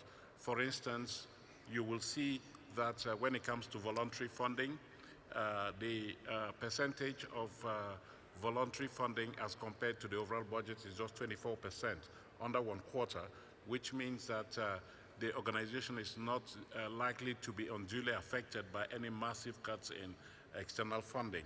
You continue to be committed to your organization and you are paying your contributions so that your organization can run in an independent fashion and not be beholden to any particular interest groups. That's one thing I want to point out. I also want to point out the issue of arrears, Madam President. You and your colleagues have been discussing this over several sessions. It is important that the situation not be allowed to get out of control. We should, and this message you sent out to the geopolitical groups, the chairs of the geopolitical groups, to help urge their members to pay their assessed contributions to the budget of the organization.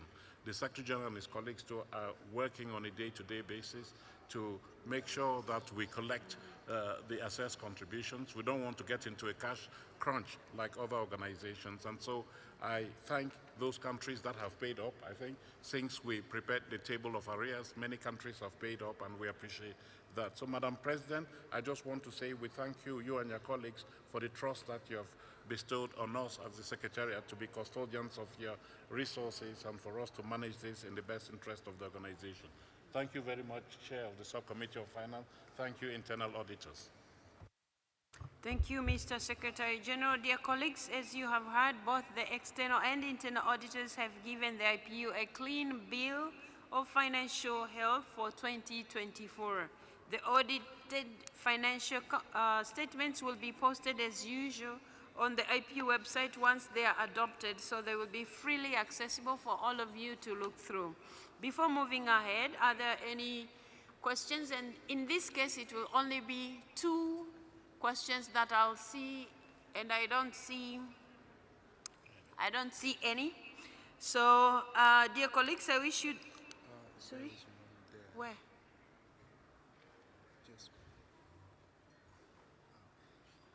Did anybody Okay, no.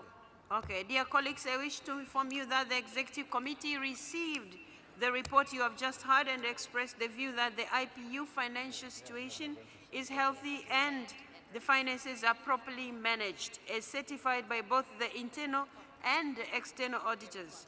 The voluntary funding situation is very healthy, as you have heard from the Secretary General, and future prospects look promising with regard to the different financial support the organization enjoys. The Executive Committee expressed its relief that the IPU is not currently impacted by the global financial difficulties, which have led to many organizations making drastic budget cuts. The Executive Committee expressed its heartfelt thanks to member parliaments for their continued commitment by keeping their financial contribution up to date, as well as to the donors who continue believing in the missions and objectives of the IPU, hence supporting its activities. We see there's Djibouti, that is also.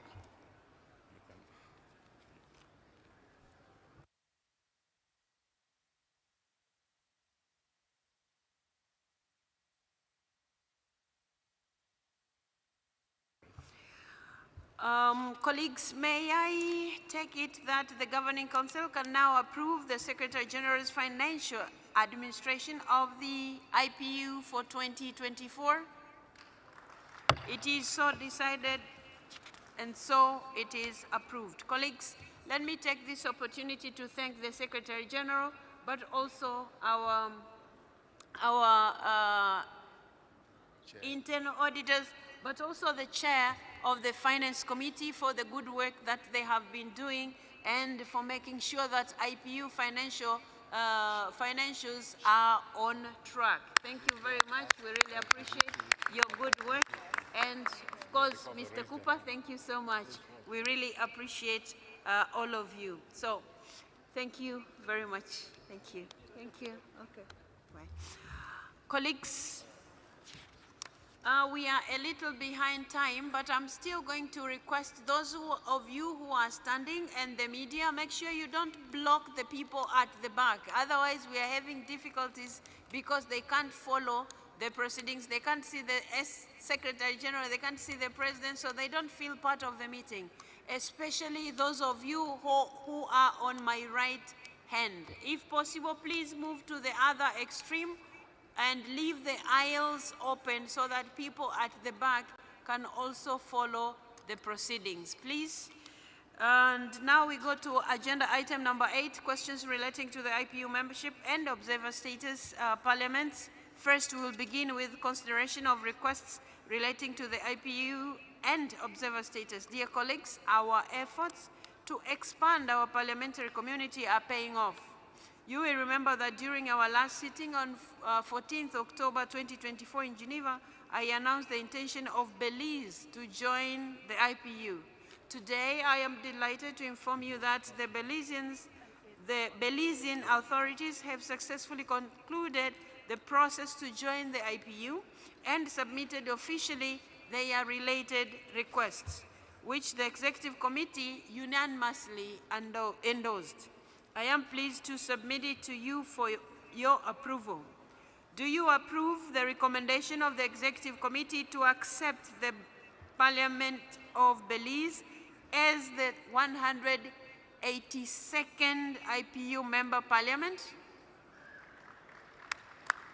It is so agreed. Thank you so much, colleagues. I wish a warm welcome to the Parliament of Belize, and I understand that due to the recent parliamentary elections, Belize is not represented at this assembly, but they wished to address our assembly through a video that will be presented by Ms. Clarita Pech, who is the clerk of the National Assembly. And so I'm going to ask the technicians to show that video before we proceed. Is the video ready?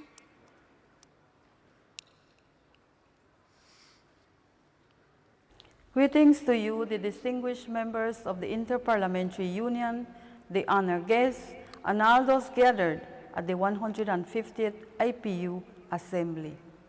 It is both an honor and a privilege to address you today as the Clerk of the National Assembly of Belize, even though I am doing so remotely, on behalf of the Speaker of the Parliament of Belize, who due to unforeseen circumstances is unfortunately unable to attend. It is with great enthusiasm and commitment that I speak on behalf of the Parliament of Belize as we embark on this exciting new chapter in our parliamentary history. First, I express our deepest appreciation to the Inter-Parliamentary Union for welcoming Belize as its 182-member parliament. This achievement marks a momentous milestone in our nation's journey toward a stronger, more inclusive democracy and reaffirms our dedication to upholding the values of peace, justice, human rights, and the rule of law that are the foundation of the IPU's mission. As we officially join the IPU, we are not just celebrating a formal affiliation, but also an opportunity to engage with a global community of parliaments dedicated to advancing the collective good. Belize is a small, proud nation, and while our voice may be modest in size, we believe that the perspectives and contributions that small nations bring to the table are significant. We firmly believe that our active participation in the IPU will not only strengthen our democratic institutions, but will also allow us to learn from the experiences and best practices of other nations as we contribute with our own insights and innovations to the global dialogue. Belize has always believed in the importance of building partnerships that promote shared prosperity, global peace, and sustainable development. As we engage with the diverse and rich array of cultures, histories, and governance systems that make up the Inter-Parliamentary Union, we look forward to forging new relationships, exchanging ideas, and finding collaborative solutions to the challenges we face together. We are grateful for the guidance that the Secretariat continues to provide, and we are excited about the prospects for our ongoing involvement in the work of the IPU moving forward.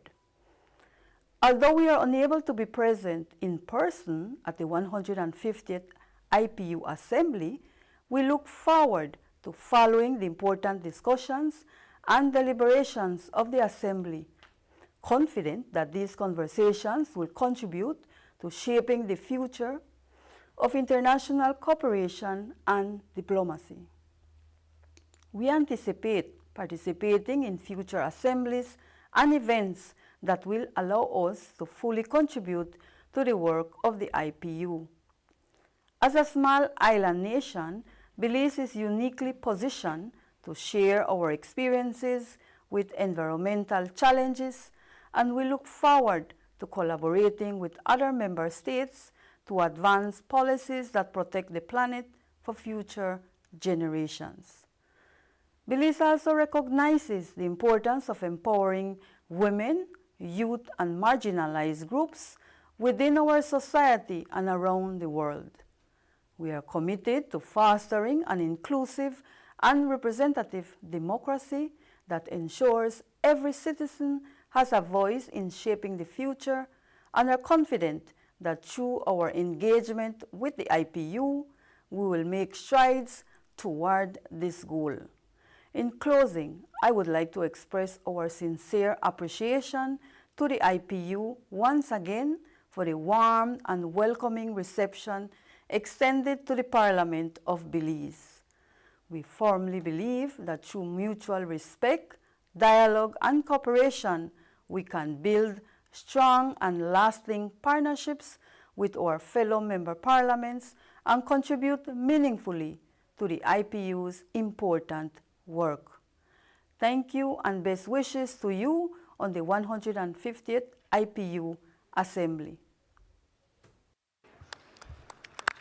Thank you very much, Ms. Pech. We look forward to welcoming the Belize delegation to the 151st Assembly in Geneva. Dear colleagues, I wish to encourage you all to continue your outreach efforts so that we can achieve universal membership as part of our core priorities. I thank you in advance for your continued efforts. The Executive Committee took note of the progress of the consultations underway with the Legislative Council of Brunei Darussalam, which is looking to join the IPU at the 151st Assembly in October 2025, and with the Parliament of Kiribati, for which it welcomed the support that Australia has pledged to put in. The Executive Committee examined and recommended for approval by the Governing Council the request for permanent observers status from 1. The Global Greens, which is a political party federation bringing together green parties and ecological parties around the world, including in Europe, Latin America, Asia Pacific, and Africa.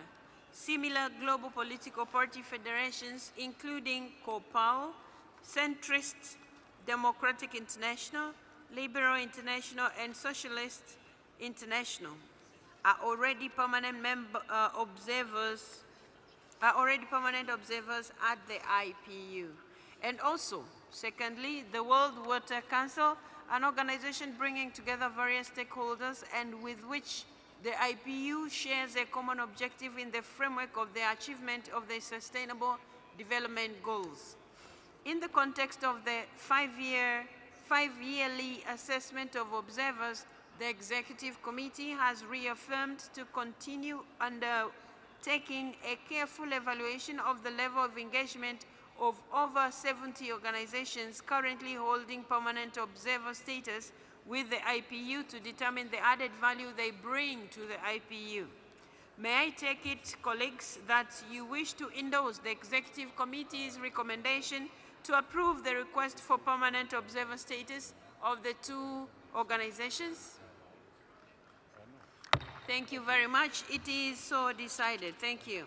Dear colleagues, considering that we need more time to address item 8B, situation of certain parliaments, I would suggest that we defer the discussion on that item to our next sitting on 9th April, just as we have done for item 7, which is talking about the amendments to the IPU statutes and rules. In the meantime, I would suggest we use the remaining time to address item 8C, consideration of the situation of member parliaments in arrears, if you agree. So, item 8C. Dear colleagues, I wish to inform you that the Executive Committee reviewed the situation of some members in arrears falling under Article 5.3 and Article 5.2 of the IPU statutes, and non-active members. The Executive Committee requested the assistance of the geopolitical groups to follow up with the members concerned, named El Salvador and Togo, Article 5.3 of the statutes, and Argentina, Bangladesh, Ethiopia, Guinea, Iran, Islamic Republic of Iran, Lebanon, Liberia, Marshall Islands, and Tuvalu, Article 5.2 of the statutes, to encourage them to pay their arrears. So the presidents from these geopolitical groups, we really look forward to your engagement in this area. The Executive Committee noted with regret that a number of small island developing states seats, namely St. Lucia, St. Vincent and the Grenadines, and Vanuatu, are also in arrears. In light of the IPU's goal of reaching universal membership, the Executive Committee is in favor of a proactive and innovative approach to help solving that issue. In that view, it mandated the Secretary General to engage with the CARICOM through a visit to the Caribbean, when he will meet members of parliaments concerned to explore ways to resolve the issue, and report back to the Executive Committee during its 296th session in October 2025. In the meantime, the Executive Committee would welcome the continued commendable support of the GRULAC. The Executive Committee discussed the situation of a number of countries absent from the IPU assemblies over the last 4 years and more. The Executive Committee requested the support of the geopolitical group once again to engage further their members with activities of the IPU by sharing the reports and outcomes of IPU meetings with their colleagues. The Executive Committee decided to recommend to the Governing Council the suspension of the membership rights of the Parliament of the Central African Economic and Monetary Community, CEMAC, in application of Article 5.3 of the statutes. The Executive Committee wished to renew its thanks to the members for their support for the achievement of the objectives of our common organization. May I take it that you wish to approve the recommendation of the suspension of CEMAC and to take note of the feedback of the Executive Committee I've just shared with you, colleagues? It is so decided. Thank you very much. Colleagues, I am now going to ask the Secretary General to give us a procedural announcement. Thank you very much, Madam President. In conformity with Rule 33.2 of the Governing Council, for each session, the quorum shall be established on the basis of the number of council members effectively participating in the first meeting. And that first meeting is this one here. The quorum shall be announced by the Secretary General at that time. Madam President, members of Council, we have been able to ascertain that there are 153 members of Council participating in this meeting. So on the basis of that, the quorum for decision shall be 77. Thank you, Madam President. Thank you so much, Mr. Secretary General. Dear colleagues, we are now concluding our first sitting of the Governing Council. Many thanks for all your contributions to today's discussion, and I look forward to seeing all of you on Wednesday, 9th, at 9 in the morning. And on that date, we hope to be able to finish our agenda by lunchtime, by 13 hours. So I count on you for being here on time so that we can finish our agenda that is meant to be finished on that date. That said, colleagues, the meeting stands adjourned until 9 on 9th of 9 on 9th of this month. Thank you very much. So now we will move to our assembly, and so I'm going to ask our President of the Assembly to also join us on the podium.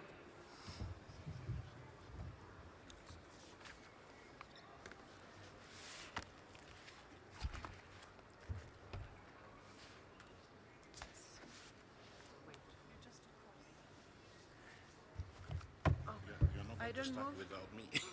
No, I thought I'm going. Have break. Sorry.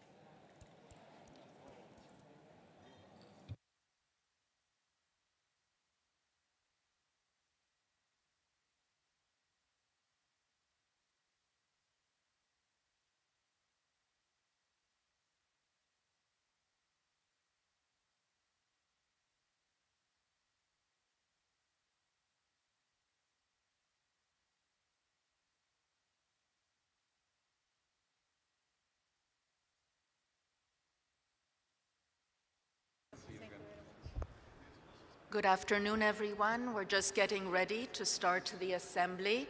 May I kindly ask the technician to verify that the microphone at the podium is working? No, just a moment. Yes, working. Yeah. And if possible, we would kindly ask the cameras to move to the side of the room, please, because there are delegates that cannot see the stage.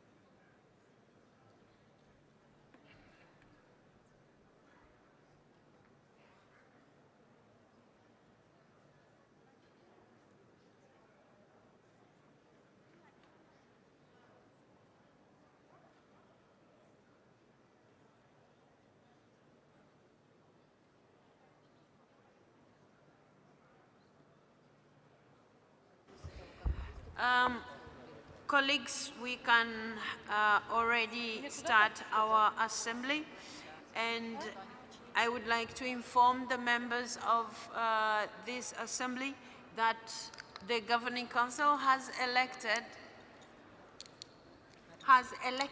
Madam Speaker Tanzila Nabayeva as the president for this 150th anniversary, assembly. So I will now welcome Speaker Tanzila to come address us with her welcome remarks. Thank you She very will much. use the podium. Thank you.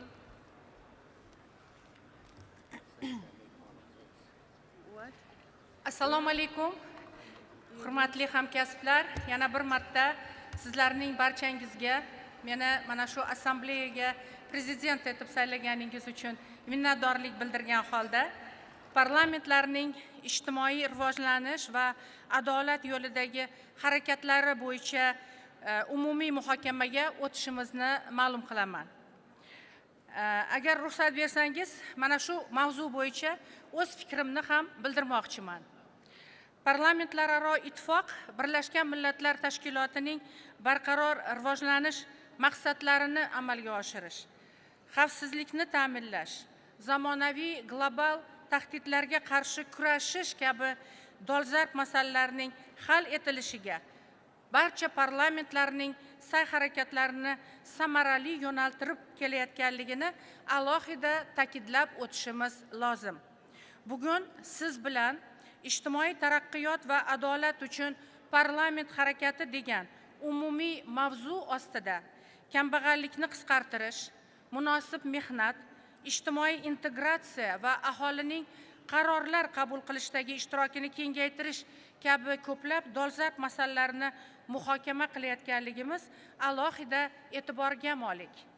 Nega deganda, keyingi yillarda yuz berayotgan turli global muammolar tufayli dunyoning turli hududlaridagi ko'plab mamlakatlarida kambag'allik va tengsizlik kuchayib bormoqda. Yuzaga kelgan vaziyat ijtimoiy adolatni ta'minlashga qaratilgan zarur choralarni belgilab olish va ularni amalga oshirishning aniq, samarali mexanizmlarini tubdan takomillashtirishni taqozo qiladi. Davrning mana shunday o'tkir talablaridan kelib chiqqan holda O'zbekistonda ham ushbu sohada katta islohotlar amalga oshirilmoqda. Ijtimoiy himoya masalalari kun tartibimizdagi asosiy masala sifatida davlatimiz siyosatining eng ustuvor yo'nalishlaridan biri etib belgilandi. Yangi konstitutsiyamizda O'zbekistonning asosiy prinsiplaridan biri uning ijtimoiy davlat sifatida belgilanganligi, uning ijtimoiy majburiyatlari 3 barobarga ko'paytirilganligi buning yorqin isbotidir. Ushbu prinsiplar asosida ijtimoiy himoyaning mutlaqo yangi tizimi yaratildi. Soha tubdan isloh qilindi. Ijtimoiy yordamning aniq, maqsadli, manzilliligini ta'minlashga qaratilgan yangicha yondashuv va mexanizmlar joriy qilindi. Amaldagi milliy qonunchilik bazasi mustahkamlandi. Xalqaro standartlar asosida takomillashtirildi. Xalqaro tashkilotlarning 13 ta konvensiyasi ratifikatsiya qilindi so'nggi 5-6 yil ichida. Aholini ijtimoiy himoya qilish milliy qonunchiligimizda o'z aksini topdi. Aholini ijtimoiy himoya qilish milliy strategiyasi qabul qilinib, uning maqsadli indikatorlari belgilab olindi. Bu sohada keng ko'lamli islohotlar boshlangan davrdan beri kambag'allik darajasi O'zbekistonda deyarli 3 barobarga, ya'ni 23% dan 8.9% gacha qisqardi. O'zbekiston mazkur yo'nalishdagi amaliy sa'y-harakatlari bilan ijtimoiy adolat va munosib mehnat tamoyillarini xalqaro doirada ham ilgari surib kelmoqda. Birlashgan Millatlar Tashkiloti bosh kotibi tomonidan ilgari surilgan ish o'rinlarini yaratish va ijtimoiy himoya global akseleratori va Xalqaro mehnat tashkiloti bosh kotibining ilgari surgan ijtimoiy adolat uchun global koalitsiyani tashkil etish kabi tashabbuslarida mamlakatimiz birinchilardan bo'lib faol ishtirok etmoqda. Hurmatli hamkasblar, sizlar juda yaxshi bilasizlar. Ijtimoiy sohalar jamiyatda aholining umuman olganda xalqning kayfiyatini belgilaydigan eng muhim barometr hisoblanadi. Xalqning kayfiyati esa har qanday mamlakatda tinchlik, osoyishtalikni saqlash, barqaror rivojlanish va taraqqiyot yo'lida umumiy safarbarlikni ta'minlashda muhim rol o'ynaydi. Shu ma'noda biz xalq vakillari sifatida bugun ijtimoiy taraqqiyotga erishish, adolatli jamiyatni barpo etishda parlamentlar ishtirokini kengaytirish va faolligini oshirish bilan bog'liq masalalarni muhokama qilayotganimiz har tomonlama maqsadga muvofiqdir. Albatta, ushbu muhokamalar yakunlari bo'yicha yangi chora-tadbirlar barcha davlatlar uchun birday manfaatli bo'lgan tegishli yo'nalish bo'yicha parlamentlar aro hamkorlikni yanada rivojlantirishga qaratilgan amaliy takliflar, tavsiyalar ishlab chiqiladi va ular qabul qilinadigan yakuniy hujjatlarda o'z ifodasini topadi. Shu nuqtai nazardan ushbu unikal platforma imkoniyatlaridan foydalanib, bugun barchangizni ochiq muloqotga chaqiramiz. Assambleya ishiga muvaffaqiyat tilayman. Yana bir bora barchangizni serquyosh O'zbekistonga kelib, ushbu xalqaro anjumanda faol ishtirok etayotganligingiz uchun minnatdorlik izhor etaman. E'tiboringiz uchun rahmat.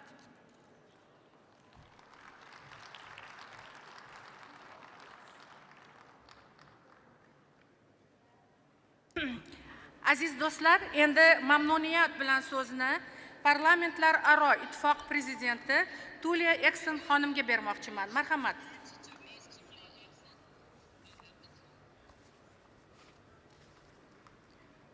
Translate. What translate? Yes.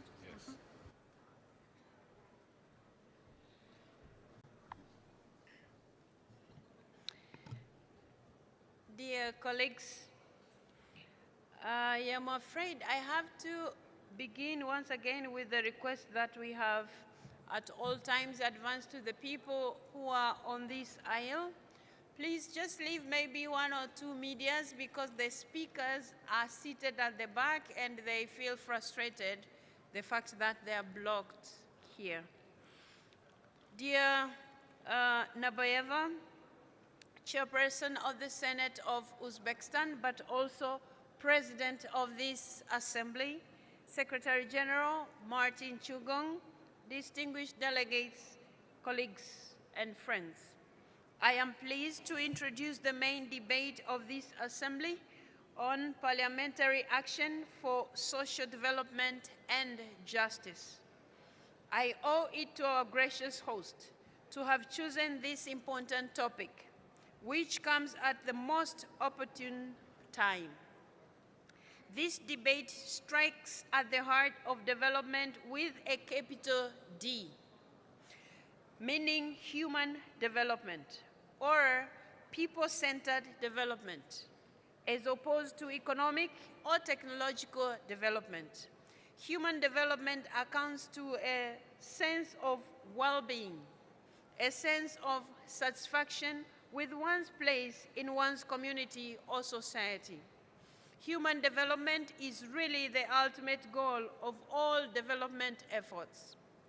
An economy that grows and grows while benefiting only a small segment of the population misses the whole point of human development, mistaking the end of development for the means. As we know from the landmark Copenhagen Declaration of 1995, when the First World Social Summit took place, social development as human development comes down to three things: fighting poverty in all its forms, ensuring everyone can earn a decent livelihood, and strengthening social bonds. Many of you may think that the leading causes of death around are heart diseases and cancer, or road accidents and such. It is only in recent times that the social scientists have come to the conclusion that the most overlooked causes of disease and death is, in many countries, particularly the more affluent ones, is simply social isolation. Social isolation makes us all more vulnerable to the unforeseen events of our lives, including a sudden illness or a job loss, and puts extreme pressure on people to take care of themselves without adequate support, which makes life harder than it needs to be. We live shorter and poorer lives when we are all alone, left to our own devices, with little support from the community outside or from the government. And yet, this is precisely the direction that we have taken for some time now, with policies that are eroding the social fabric in more ways than I can count. The protective role of government has been diminished in favor of market forces in many policy areas, including the social sector. Too often, the marketplace, as opposed to democratically determined government policy, gets to decide what public goods and social protections we can deliver, what should be taught in school, or how many children a couple can afford to have. The welfare state of the post-war era, where it existed, it has been weakened through fiscal austerity and the privatization of public assets.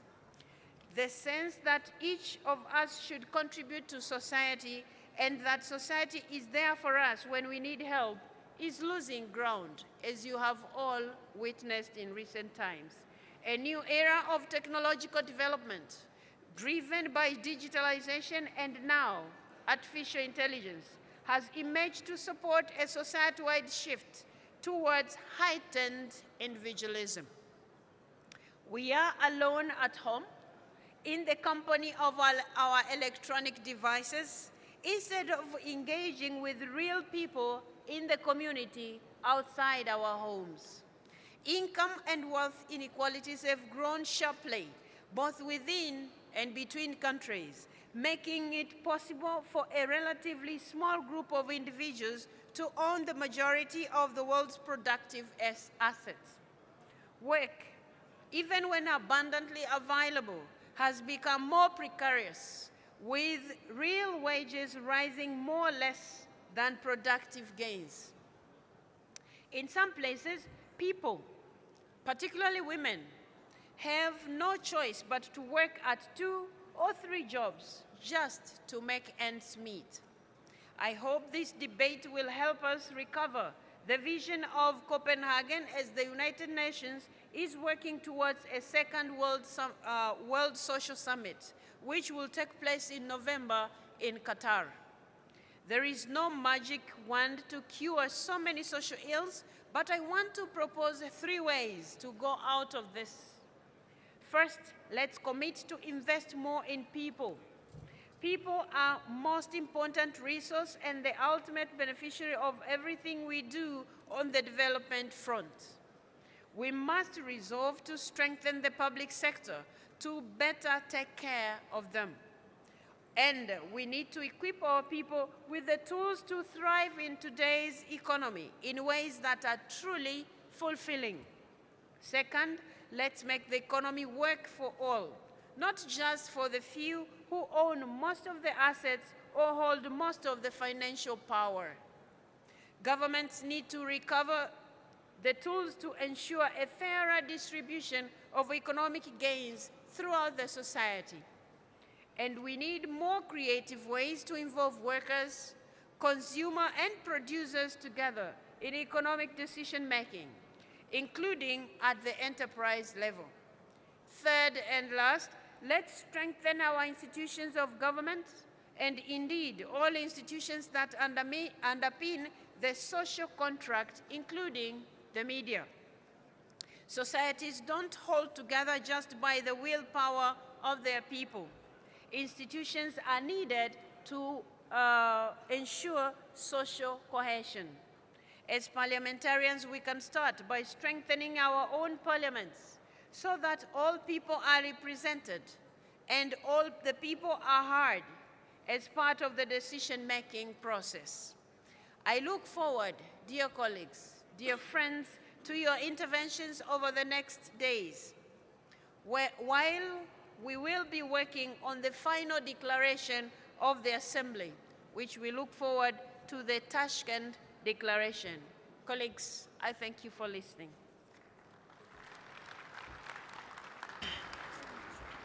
Katta rahmat muhtarama prezident xonim. Hurmatli hamkasblar, endigi so'zni parlamentlarning yosh a'zolari kengashi prezidenti Buyuk Britaniyadan janob Den Kardenga so'z navbatini beramiz. Marhamat, Den Karden. Marhamat.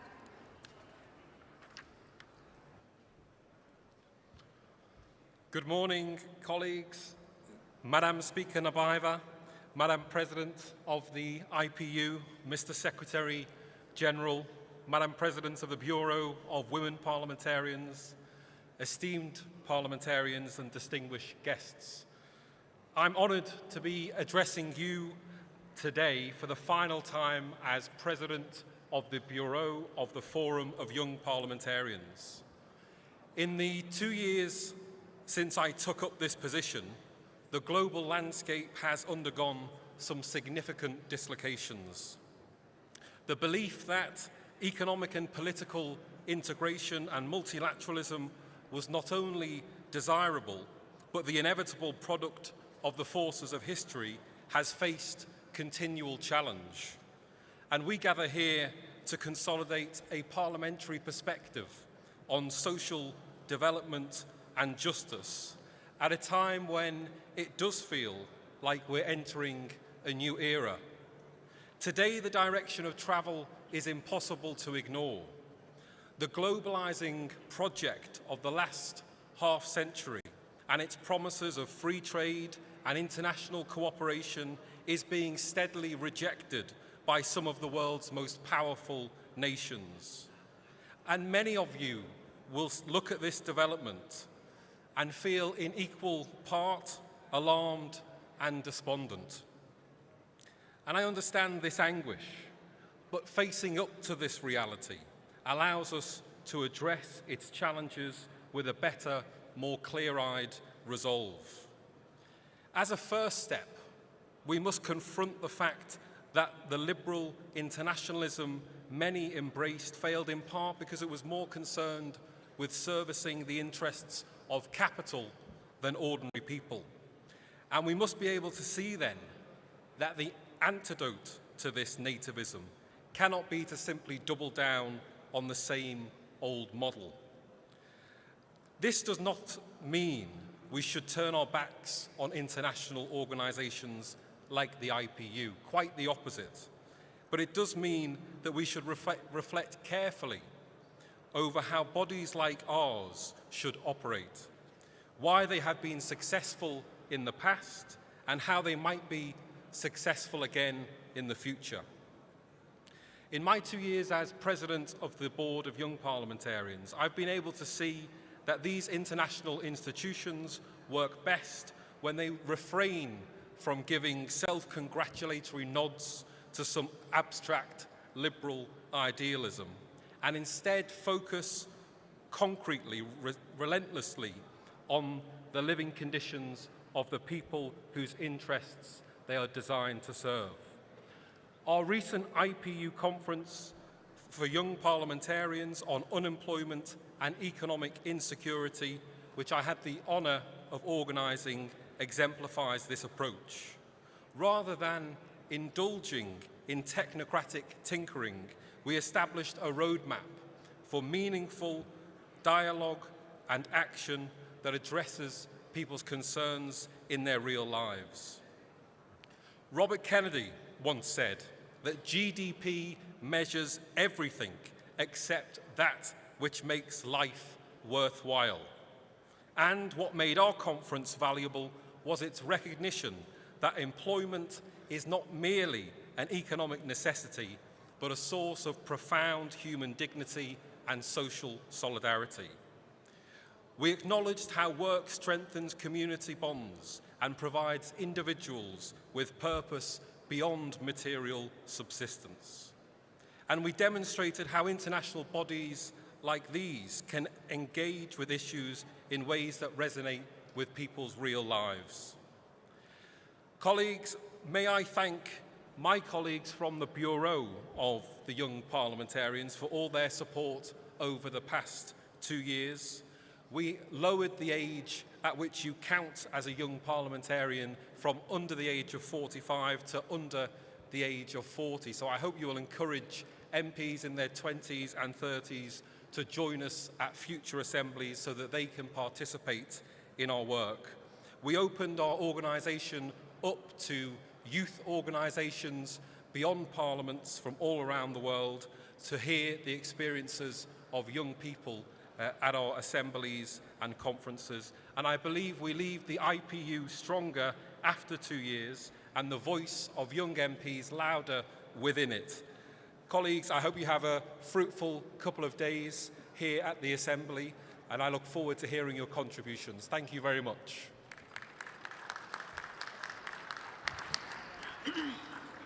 Katta rahmat Denkarden janobi oliylariga katta rahmat aytamiz.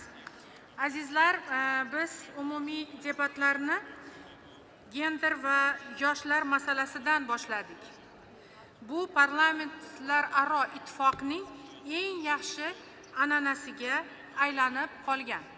Shunga ko'ra, endigi so'zni ayol parlamentariylar byurosi prezidenti, meksikalik hamkasbimiz Cynthia Lopez Castro xonimga beraman. Marhamat.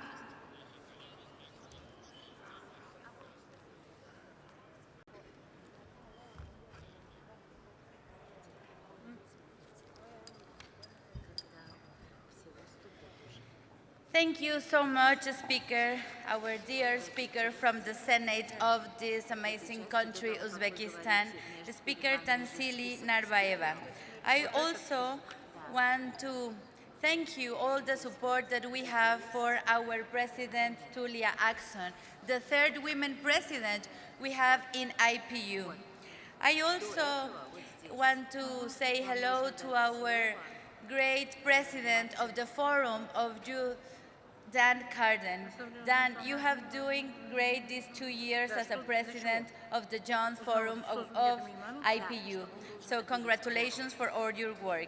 Our Secretary General Martin Chungong, thank you, Secretary General, for all your support in women and gender equality. Anda, thank you for being here as the Secretary of the Assembly. Madam President of the Inter-Parliamentary Union, dear colleagues, distinguished guests, ladies and gentlemen, it is my great pleasure to address the Assembly's general debate in my role as President of the Women's Forum of Parliamentarians of IPU. As we reflect on the path to a just, sustainable future, one truth is clear. Gender equality is not just a goal, is not just numbers. Gender equality is the key to unlocking sustainable development. Social development without gender equality is an illusion, and justice without gender parity is an unfinished promise. Against this backdrop, the commitment to sustainable development on Goal 5 on gender equality is not just a matter of fairness. It is a precondition for achieving all SDGs. We cannot eradicate poverty without a sustainable development policy.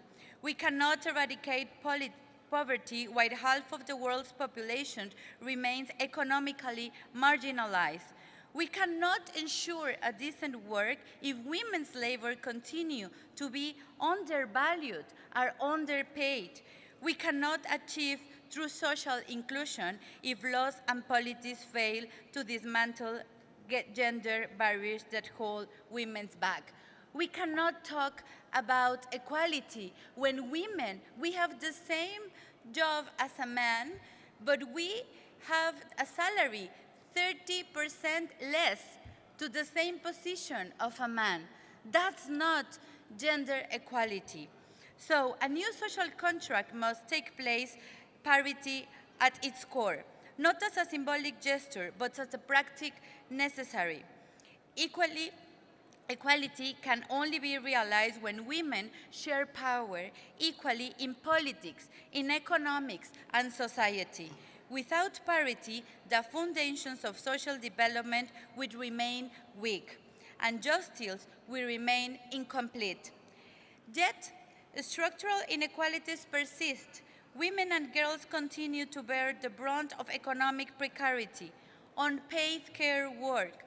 Women, we spend like 40 hours in a week to taking care of someone, of the husband, of a child, of the father, of the grandfather, and nobody pays for that.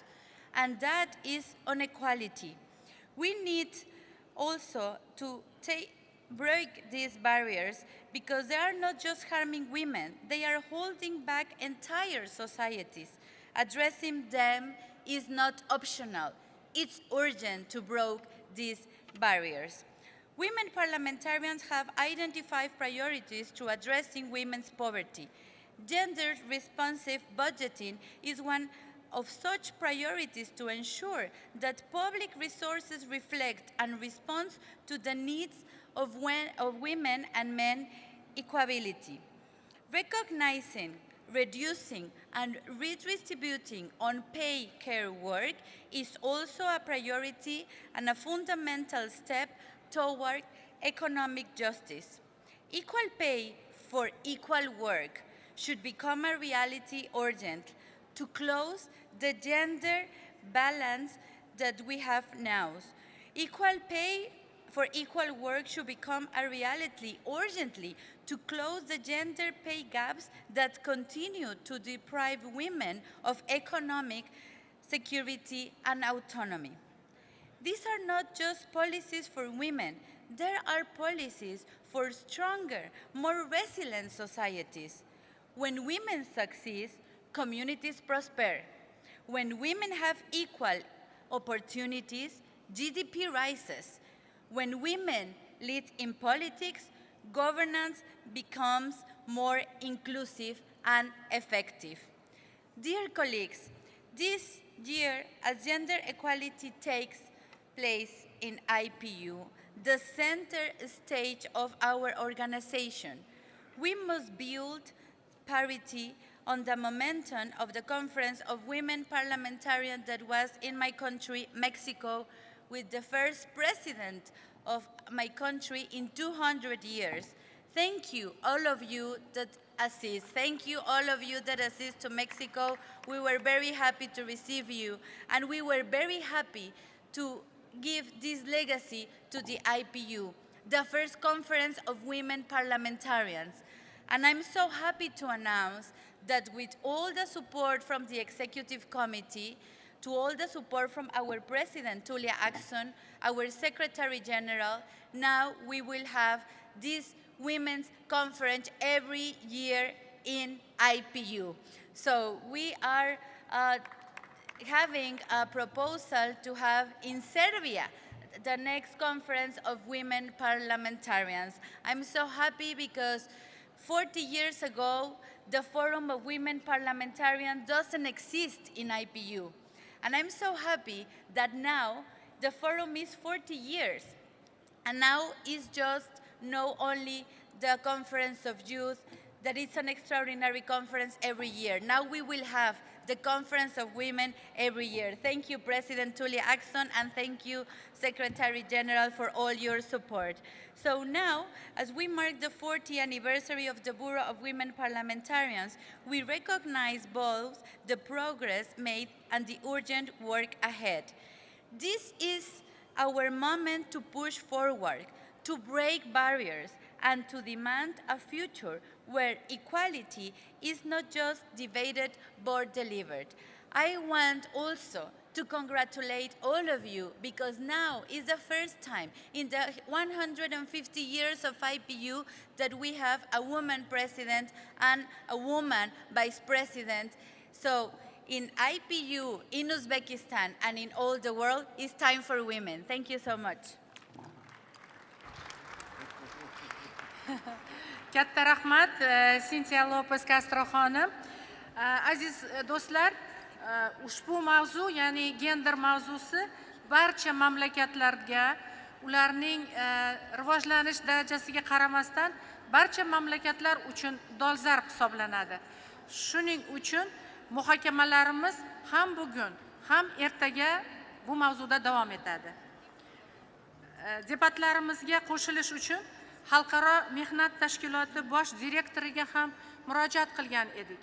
U kishi shaxsan ishtirok eta olmayotgan bo'lsa-da, o'z video murojaatini bizga yo'llaganlar.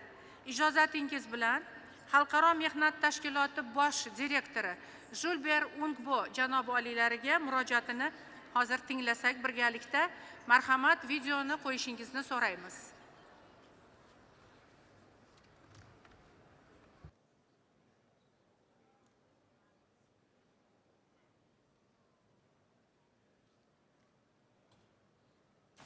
Excellencies, distinguished members of Parliament, ladies and gentlemen, it is my pleasure to congratulate you on the 150th General Assembly of the Inter-Parliamentary Union.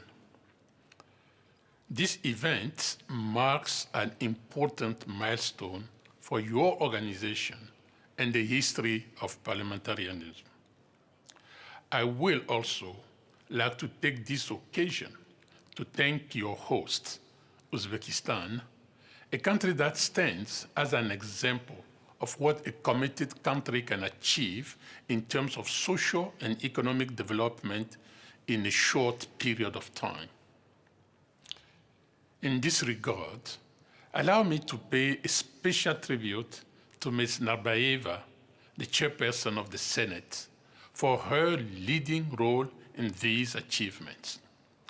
The IPU and the ILO are not only neighbors in Geneva. We are also partners in promoting international labor standards. We work together on vital issues such as child labor, migration, and human trafficking. As we approach the Second World Summit for Social Development, your choice to devote the general debate to social development and justice speaks for itself. We live in a world where 3.8 billion people have no access to social protection. 664 million workers live in extreme poverty. 1 in every 5 young persons is neither in employment nor in education. And conflict continues to wreak havoc on people's lives and livelihoods. The ILO's motto, "No lasting peace without social justice," holds truer than ever today. Advancing social justice means that we must invest in social protection and living wages. Later this year, I will launch a new living wage initiative under the Global Coalition for Social Justice, and I will invite participants at the World Summit for Social Development to call for living wages as a means of reducing poverty and inequality. Advancing social justice also means we must prioritize a just and fair transition to a low-carbon economy and strengthening social dialogue to promote trust and informed decisions nationally and globally. Only by working together can we achieve our joint objective of creating the conditions for a decent and dignified life for all. I wish you fruitful discussions. Thank you so much. Katta rahmat UNBO janob oliylariga. Xalqaro mehnat tashkiloti hamma davlatlar bilan hamkor, shu jumladan O'zbekiston bilan ham. Shuning uchun ularning tavsiyalari biz uchun juda foydali. Birlashgan Millatlar Tashkiloti Yevropa iqtisodiy komissiyasining ijrochi kotibi Tatyana Malchan xonim ham bugun biz bilan birga. Mamnuniyat bilan so'zni u kishiga beraman. Marhamat, Tatyana Malchan. Marhamat.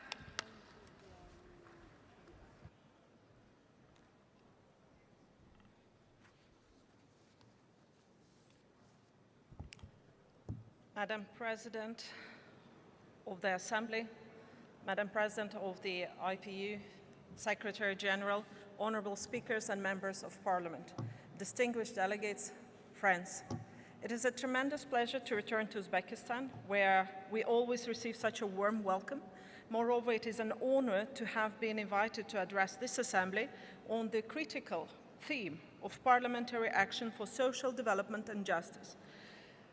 Allow me to record my thanks to the Inter-Parliamentary Union and to our kind host. But as we gather here to reflect on the path forward, we recognize that we do so at a time of profound and compounding global challenges. Rising economic inequalities within and between countries, and hence a growing sense of unfairness and precarity. A rollback of previous hard-won rights, especially for women and girls. Environmental degradation and the urgent climate crisis. And I just came back from Samarkand, where the first Central Asian Climate Summit took place, where we have seen that, yes, the climate crisis is there, is real, including in this region. Also, the challenge of rapid technological transformation in a context of competition between countries and weak governance. Conflicts, violence, and geopolitical tensions. A profound mistrust in our institutions, public and private, and a crisis in facts and science.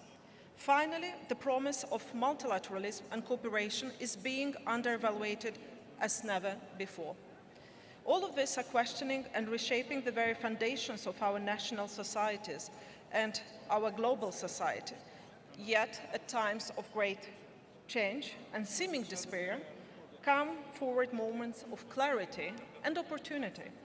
As the UN Secretary General has called for in our common agenda, people worldwide are evaluating and renegotiating their social contracts, the agreements and expectations that govern the relationship between governments, businesses, communities, and people. These evolving social contracts must be rooted in human rights and social justice and resonate in our action as we respond to these challenges. What is a meaningful social contract? We just heard the Director General of ILO, but let me underline once again. This meaningful social contract should ensure universal access to essential services, healthcare, education, and social protection, starting with the most vulnerable. Recognize decent work as a cornerstone of social justice, ensuring fair wages, labor protection, and support for small and medium enterprises. We also have to emphasize inclusive governance with women, young people, older persons, those living with disabilities, and other marginalized groups having a seat at decision-making tables, and reconnect people back to nature so that economic activity and growth can continue, but within the natural boundaries of the planet, what we could call an eco-social contract. All of these priorities are reflected in the 2030 Agenda for Sustainable Development, which remains our common framework for addressing the day-to-day real issue facing people in whichever part of the world. The forthcoming Second World Summit for Social Development in Qatar later in autumn provides a crucial platform to renew our commitment to a people-centered vision of development within new social contracts so that no one is left behind. The Financing for Development conference in Seville in just a few months also takes place, and we should bring to the fore concrete ways that societies can finance the services and protections that people demand. And in preparation for these important meetings, we must ask, what new commitments should emerge? How can we leverage innovation for social inclusion, ensure that green transition are just and equitable, bolster connectivity and resilient infrastructure? As Executive Secretary of UNICE, UN Regional Commission with a pan-European membership ranging from Central Asia, Europe, but also North America, I have witnessed both progress and setbacks in social development in this region. While many countries have achieved high human development, inequalities persist between urban and rural populations, across gender and generational lines, and among marginalized communities. We have a growing digital divide, housing insecurity, and precarious employment, which are clear reminders that prosperity has not been shared equitably. Furthermore, a lack of resilience exposes us to further shocks, economic and financial, environment, security, and future health pandemics. We have long prioritized a fast pace of progress. Now we must shift to the resilience and strength of that progress. And there is no other area which is more relevant in this context than environment. And we have to prioritize environment in our work if we truly want to be resilient. We can't do it alone, parliaments, government, but the entire society has to do this. And for that, I particularly would like to welcome and to praise Uzbekistan for ensuring public access to environmental information and participatory decision-making in environmental policies by acceding recently to the Aarhus Convention. But as we sit in this important meeting as friends of parliaments and the work you do, as selected representatives of people, you are uniquely positioned to advance BRIC's progressive agenda for peace. Parliaments are at the front of this dialogue. Your role is indispensable in crafting policies that prioritize people's needs over vested economic and financial interests, regulating markets to serve the common good, and redefining economic success and social progress beyond GDP, incorporating well-being and sustainable metrics. In conclusion, Secretary General, dear members, this Assembly is a testament to the power of parliamentary action in shaping a fairer world. The choices made today will define the future of social development for generations to come. Let us seize this moment to reinforce our commitments to justice, inclusion, and dignity for all. I thank you. Katta rahmat Malchan xonim. Ilhomlantiruvchi nutqingiz uchun minnatdorlik bildiramiz va siz aytgandek bugungi assambleyamizdagi asosiy mavzu ijtimoiy taraqqiyot, ijtimoiy rivojlanish masalasi albatta Qatarda bu yil o'tadigan ijtimoiy rivojlanish masalalarida o'tadigan ikkinchi sammitga munosib hissa qo'shadi degan niyatdamiz. Ishimizni davom ettiramiz.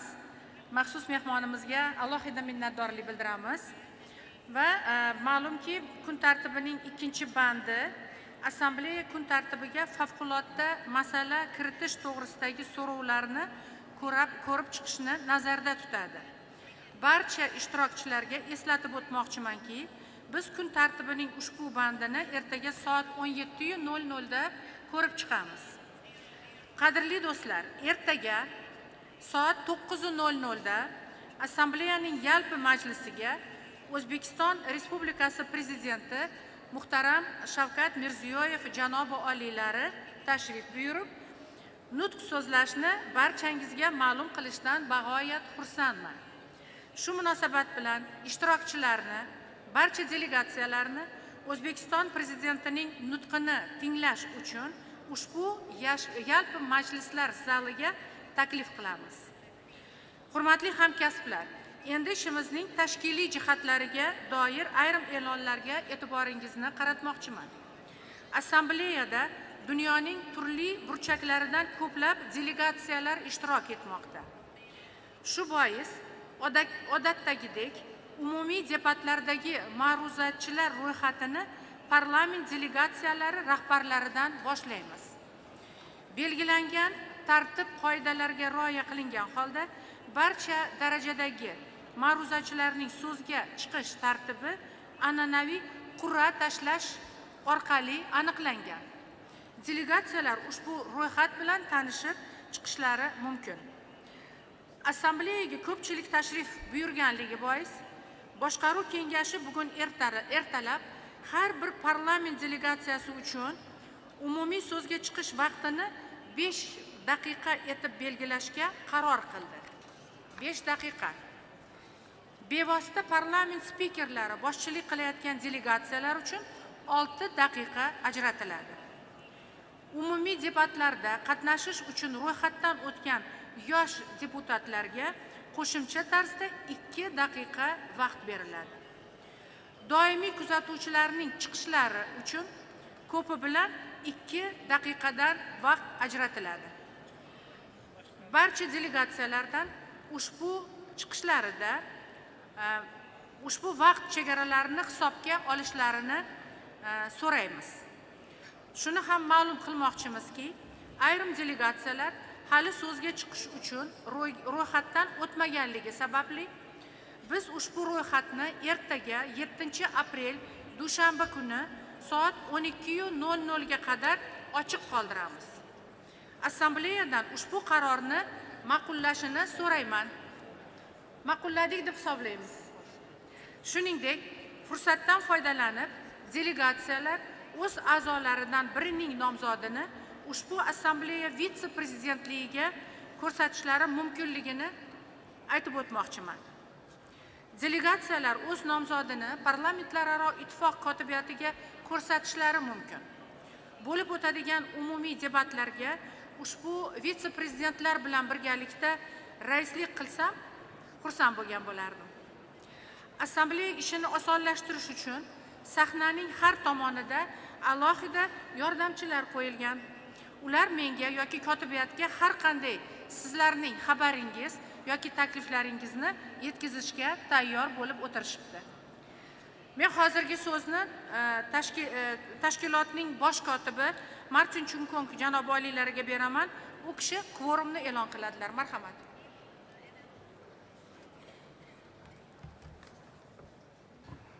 Thank you very much, Madam President. I don't think that I have congratulated you on your election as President of the Assembly. Let me do it formally at this stage. Congratulations. We look forward to working with you towards a very successful Assembly. You've worked very hard. You have had a hands-on approach to the preparations for this Assembly, and we owe it to you to make sure that it will succeed. So my colleagues and I will assist you as much as possible for a very successful Assembly. I have the pleasure now of announcing the quorum for the Assembly, and this is in conformity with Rule 33 of the Assembly, and for each Assembly, the quorum shall be established on the basis of the number of delegations effectively participating at the first plenary sitting. That first plenary sitting is this one. The quorum shall be announced by the Secretary General at that time, and that's what I'm doing now. The number of delegates that we have ascertained are present, that we have ascertained are present in the room is 123. And so the quorum has been established at 62 delegations for all decisions of the Assembly. Thank you very much, Madam President. Katta rahmat, Chunkong janob oliylari. Umumiy debatlarda ishtirok etish uchun ro'yxatda o'tgan ma'ruzachilar ro'yxati sizlarga tarqatilgan. Hammalaringizda shu ro'yxatlar bor. Imkon qadar ko'pchilikni eshitishga ulgurishimiz zarur. Shuning uchun ro'yxatdan o'tgan barcha hamkasblardan belgilangan vaqtga qat'iy rioya qilishlarini yana bir bora iltimos qilib qolaman. Umumiy debatlarning birinchi ma'ruzachisi Vyetnam parlamenti spikeri Tran janoblariga so'z beraman. Marhamat, janob Tran, sizga so'z.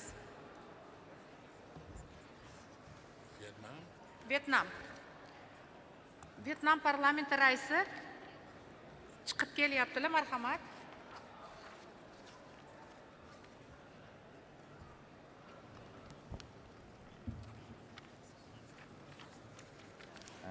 Kính thưa chủ tọa, thưa các vị, trước hết cho phép tôi thay mặt Quốc hội và nhân dân Việt Nam gửi lời chào trân trọng đến các nghị sĩ và đại biểu tham gia Đại hội đồng lần thứ 150 của Liên minh Nghị viện Thế giới được tổ chức tại đất nước Uzbekistan xinh đẹp. Phiên họp lần này là cơ hội quý báu để chúng ta cùng nhau trao đổi, chia sẻ kinh nghiệm và tìm kiếm các giải pháp nhằm thúc đẩy sự phát triển bền vững và công bằng xã hội trên toàn cầu. Chủ đề của phiên họp lần này, hành động nghị viện vì phát triển và công bằng xã hội. Trò của các nghị viện trong việc hỗ trợ và thúc đẩy phát triển bền vững là hết sức quan trọng. Thưa quý vị, phát triển bền vững cần đi đôi với tiến bộ và công bằng xã hội. Chúng ta không thể coi phát triển là thành công nếu như một bộ phận đáng kể người dân vẫn còn bị bỏ lại phía sau. Vì vậy, nhiệm vụ của các nghị viện là phải đảm bảo mọi chính sách đều hướng tới việc thu hẹp khoảng cách giàu nghèo, đảm bảo rằng mọi người dân không phân biệt giới tính, tôn giáo, sắc tộc hay thành phần xã hội đều được hưởng lợi từ các thành quả phát triển. Quốc hội Việt Nam đã và đang nỗ lực tạo dựng một hệ thống pháp luật và chính sách công bằng, thúc đẩy sự tham gia của người dân vào quá trình xây dựng và thực thi chính sách, hướng tới kỷ nguyên phát triển mới, kỷ nguyên giàu mạnh thịnh vượng. Quốc hội Việt Nam đang hoàn thiện khung khổ pháp lý, kịp thời tháo gỡ những bất cập về thể chế để khơi thông các nguồn lực, ứng dụng khoa học công nghệ, đổi mới, sáng tạo, chuyển đổi số, phát triển kinh tế xanh và chuyển đổi năng lượng, đưa đất nước phát triển nhanh, mạnh và bền vững, đảm bảo công bằng xã hội. Quốc hội Việt Nam cam kết sẽ tiếp tục đồng hành cùng các nghị viện trên thế giới, quyết tâm hiện thực hóa những mục tiêu cao cả vì một thế giới hòa bình, phát triển bền vững, công bằng và tốt đẹp hơn cho toàn nhân loại. Thưa quý vị, mặc dù đã đạt được nhiều tiến bộ, nhưng chúng ta không thể chủ quan. Thế giới đang thay đổi với tốc độ rất nhanh chóng. Những thách thức chúng ta phải đối mặt ngày hôm nay sẽ là những bài toán phức tạp hơn nhiều trong tương lai. Để ứng phó kịp thời và hiệu quả, các nghị viện cần tăng cường hợp tác quốc tế, chia sẻ kinh nghiệm và hỗ trợ lẫn nhau trong việc xây dựng các chính sách phát triển. Theo đó, tôi đề xuất một số định hướng cụ thể như sau. Thứ nhất, lấy tinh thần kiến tạo phát triển làm nòng cốt trong thực hiện sứ mệnh, vai trò của Quốc hội và nghị viện. Trong đó, tập trung hoàn thiện hệ thống pháp luật, đi đôi với việc giám sát, thực thi và tạo điều kiện triển khai có hiệu quả chính sách phát triển mang tính bao trùm, toàn diện và đột phá. Thứ hai, đặt người dân ở vị trí trung tâm, thực sự khẳng định bản chất của cơ quan dân cử, lấy công bằng và tiến bộ xã hội làm thước đo cao nhất của sự phát triển. Thứ ba, tăng cường phối hợp hành động và hợp tác quốc tế giữa các nghị viện thành viên, nhất là trong bảo vệ hòa bình, giải quyết các tranh chấp bất đồng trên cơ sở luật pháp quốc tế. Kính thưa quý vị, IPU đóng một vai trò then chốt trong việc thúc đẩy đối thoại hợp tác giữa các quốc gia, và tôi tin rằng thông qua diễn đàn lần này, chúng ta có thể tạo ra một mạng lưới hỗ trợ lẫn nhau mạnh mẽ hơn, hiệu quả hơn. Không có một quốc gia hay một xã hội nào có thể phát triển bền vững nếu chúng ta không đặt người dân làm trung tâm trong mọi chính sách. Tôi kêu gọi mọi nghị sĩ, mọi quốc gia hãy hành động mạnh mẽ hơn nữa, cùng nhau xây dựng một thế giới công bằng, thịnh vượng và bền vững cho tất cả. Xin trân trọng cảm ơn. Katta rahmat. Speaker Trumpga minnatdorlik bildiramiz. Endigi so'z Hindiston parlamenti spikeri Birla janob oliylariga beriladi. Marhamat, janob Birla, so'z sizga.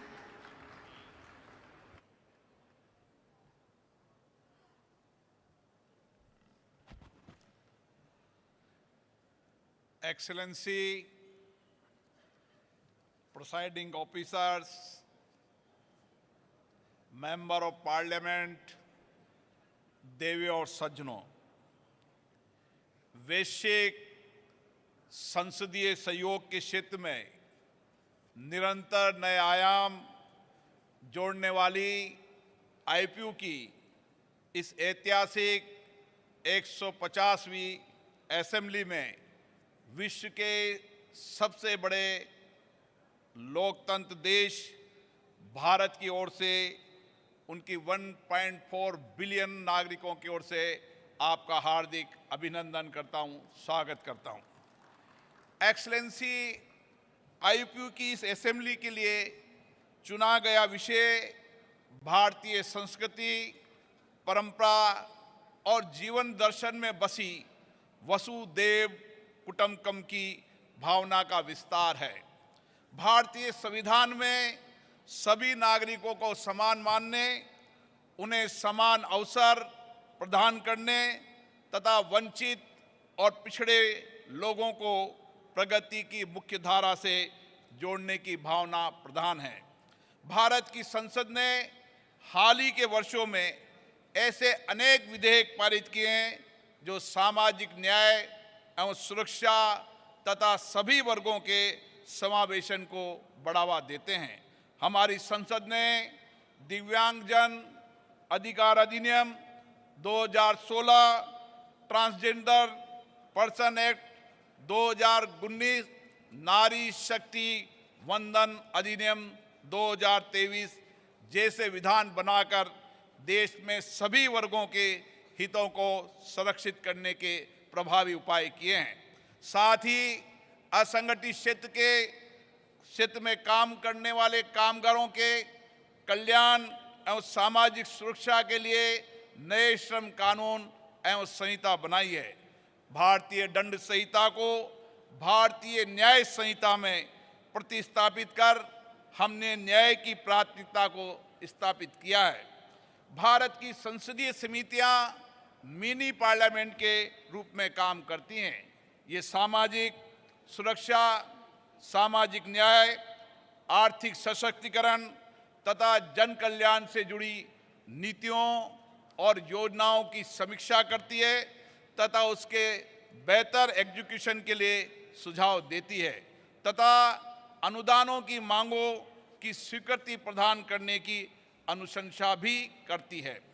Excellency, Bharat के यशस्वी प्रधानमंत्री श्री नरेंद्र मोदी जी के सशक्त एवं कुशल नेतृत्व में 105% GDP growth के साथ भारत पिछले 10 वर्षों के अंदर दुनिया की सबसे तेजी से बढ़ती हुई अर्थव्यवस्था बन रहा है। हम विकसित भारत 2047 के लक्ष्य की ओर बढ़ रहे हैं। भारत आज विश्व की 5वीं सबसे बड़ी अर्थव्यवस्था है और विश्व की 3री सबसे बड़ी अर्थव्यवस्था बनने की ओर अग्रसर है। एक्सीलेंसी, आज भारत इनोवेशन में, एआई में, स्टार्टअप में, अंतरिक्ष, रक्षा प्रौद्योगिकी, आईटी तथा फिनटेक, फार्मा आदि क्षेत्रों में विश्व में अग्रिम भूमिका निभा रहा है। हमने दुनिया की सबसे बड़ी health insurance scheme Ayushman Bharat प्रधानमंत्री जन आरोग्य योजना लागू की है। इस योजना के अंतर्गत भारत की आर्थिक रूप से निचली 40% जनसंख्या के लगभग 550 मिलियन लोगों को निःशुल्क स्वास्थ्य बीमा प्रदान किया है। एक्सीलेंसी, मुझे विश्वास है कि इस महासभा में हम सभी सामाजिक न्याय एवं विकास के क्षेत्र में विश्व भर के संसदों के आपस में इनोवेशन से, बेस्ट प्रैक्टिसेस से एवं एक्सपीरियंस शेयरिंग से गहन महंतन विचार विमर्श के साथ इस समस्याओं का समाधान निकाल सकते हैं। हम एक निष्पक्ष एवं न्याय संगत समाज सुनिश्चित करने के लिए अपने दायित्वों के लिए भी बेहतर प्रयास कर सकते हैं। मैं पुनः यहाँ पधारे सभी माननीय सदस्यों का अभिनंदन करता हूँ, स्वागत करता हूँ। धन्यवाद। Katta rahmat Berla janob oliylari. Endigi so'zni Cote d'Ivoire'dan speaker Biktogo janob oliylariga beramiz. Marhamat, janob Biktogo, sizga so'z.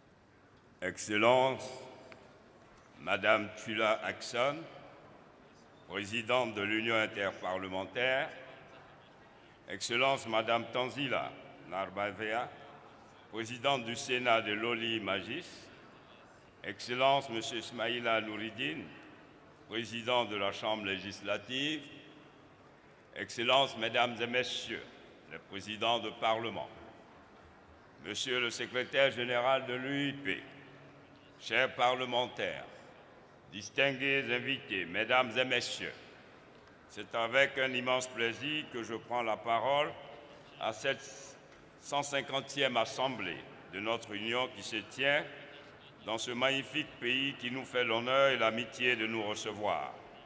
Chers collègues parlementaires, toute société aspire au développement et tout développement doit être fondé sur la justice sociale et tourné vers le bonheur de tous et de chacun. C'est pourquoi je me réjouis du thème retenu pour le débat général de cette 150e Assemblée de l'UIP, à savoir l'action parlementaire en faveur du développement social et de la justice sociale. Cette thématique nous invite à voir comment les parlementaires que nous sommes, en respect à la confiance qui nous a été faite par nos mandants, pouvons, à travers nos missions, contribuer au développement social et à la justice sociale. Chers collègues, la thématique retenue rencontre ma profonde conviction qui est que tous les individus devraient avoir les mêmes droits et obligations et que nous devons apporter notre soutien aux pauvres et aux personnes vulnérables. Dans cette optique, nos institutions parlementaires doivent adopter des lois qui contribuent à la réduction du chômage des jeunes, à la lutte contre la discrimination et l'exclusion. Nos parlements doivent œuvrer au respect de la dignité humaine, à l'accès à l'éducation pour tous, au développement des compétences et à l'apprentissage, à assurer une égalité des chances et de droits, à permettre la transition de l'économie informelle vers l'économie formelle et à promouvoir l'emploi productif. Chers parlementaires, Mesdames et Messieurs, c'est dans cette dynamique que s'inscrit mon pays. qui, sous l'impulsion de son Excellence, M. Alassane Ouattara, président de la République de Côte d'Ivoire, a entrepris des réformes structurelles audacieuses pour réduire les inégalités et assurer à chaque Ivoirien un bien-être et un accès équitable aux opportunités économiques et sociales. Pour notre part, la justice sociale ne doit pas être une simple ambition. Elle doit être une réalité tangible pour nos populations. Nos législations, nos mécanismes de contrôle et nos engagements internationaux doivent concourir à faire d'elle un véritable moteur du développement. Pour atteindre cet objectif, il nous faut promouvoir le respect de tous et accepter nos différences. Deux conditions essentielles pour la construction d'une société harmonieuse. Chers parlementaires, honorables invités, mesdames et messieurs, nonobstant cette prise de conscience en faveur du développement et de la justice sociale, des défis demeurent. En effet, toutes les actions en faveur du développement ne sont possibles que dans un environnement empreint de paix et de sécurité. Pourtant, la réalité est tout autre. La persistance et la résurgence des crises dans le monde, notamment en République démocratique du Congo, en Palestine, au Liban, au Soudan, entraînent et accentuent la précarité et la vulnérabilité des populations en mettant à mal les efforts consentis en faveur de la promotion de la justice sociale. Il en est de même pour le conflit russo-ukrainien qui a engendré une crise énergétique et entraîné l'inflation des prix de certains produits de première nécessité. Tous ces défis qui impactent le développement de nos États ne devraient pas pour autant nous faire perdre de vue notre engagement pour la lutte contre les inégalités et la réduction de la pauvreté. C'est pourquoi, au niveau international, je nous exhorte tous, autant que nous sommes, à œuvrer dans le sens de la consolidation de la paix et de la sécurité, et de conjuguer nos efforts en faveur du bien-être économique et social de nos populations. Pour y parvenir, nous devons nous engager dans le renforcement du multilatéralisme et la solidarité internationale, et ce, par la contribution des États les plus riches en faveur de ceux avec moins de revenus ou en crise pour relever leur niveau. Par ailleurs, la coopération interparlementaire peut contribuer au développement social et à la justice sociale à travers le partage d'expériences et de bonnes pratiques dans les 10 domaines. Au niveau national, je reste persuadé qu'en fondant nos législations sur la justice sociale, nous aurons une société plus juste, équilibrée et épanouie. Laquelle justice sociale peut être un puissant moyen de prévention des conflits et des crises dans nos États. Honorables parlementaires, distingués invités, plus que jamais, nous, parlementaires, nous devons, à travers nos missions de contrôle et d'évaluation des politiques publiques, être une force motrice pour une justice sociale afin de garantir aux générations actuelles et futures un monde juste et équitable. Chers collègues distingués invités, la justice sociale et un monde équitable nous imposent que le capital humain soit au centre de toutes nos législations et de tous nos projets. Je vous remercie. Merci pour votre attention. Katta rahmat Bektoga janob oliylari. Navbatdagi so'z Ozarbayjon parlamenti spikeri Gafarova xonimga. Marhamat.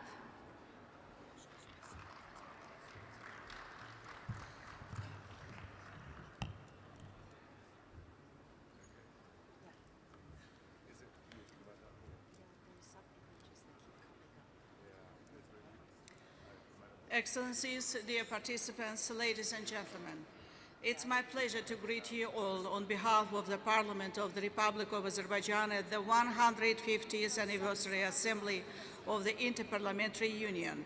I would like to congratulate IPU President Ms. Tulia Axon and Secretary General Mr. Martin Chunkong with this milestone achievement.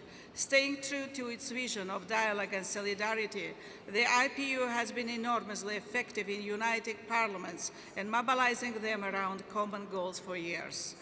It's also pleasing that this historic event is being held in the brother Uzbekistan under the wise guidance of my dear friend, Ms. Tanzila Narbayeva, the chairperson of the Senate of Uzbekistan. I would like to thank the government and the Senate of Uzbekistan for a warm welcome, hospitality, and excellent organization of this important event. Dear colleagues, a theme for the general debate is a pressing matter of the day. Unfortunately, conflicts and geopolitical tensions around the world, economic inequalities, environmental and other challenges seriously impede social development. Recent assessments show that we are severely off track to realize the 2030 Agenda for Sustainable Development, with only 17% of the Sustainable Development Goal targets being on track. Ladies and gentlemen, the issue of social development is relevant to all of our parliaments. Indeed, as people are at the center of social development, it is a parliament and elected representatives of people which bears a direct relation to it. Given that the Second World Summit for Social Development will take place in November this year, the general debate is a good opportunity for sharing our experiences, good practices, and delivering our position. Dear colleagues, one can put the question, how to move forward to strengthen social development?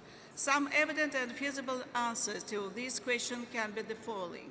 First, to implement SDGs through a comprehensive approach without giving preference to economic pillar over others. Second, to strengthen a welfare state, its protective role through adoption and amendment of relative legislation, further intensifying government policies on social development.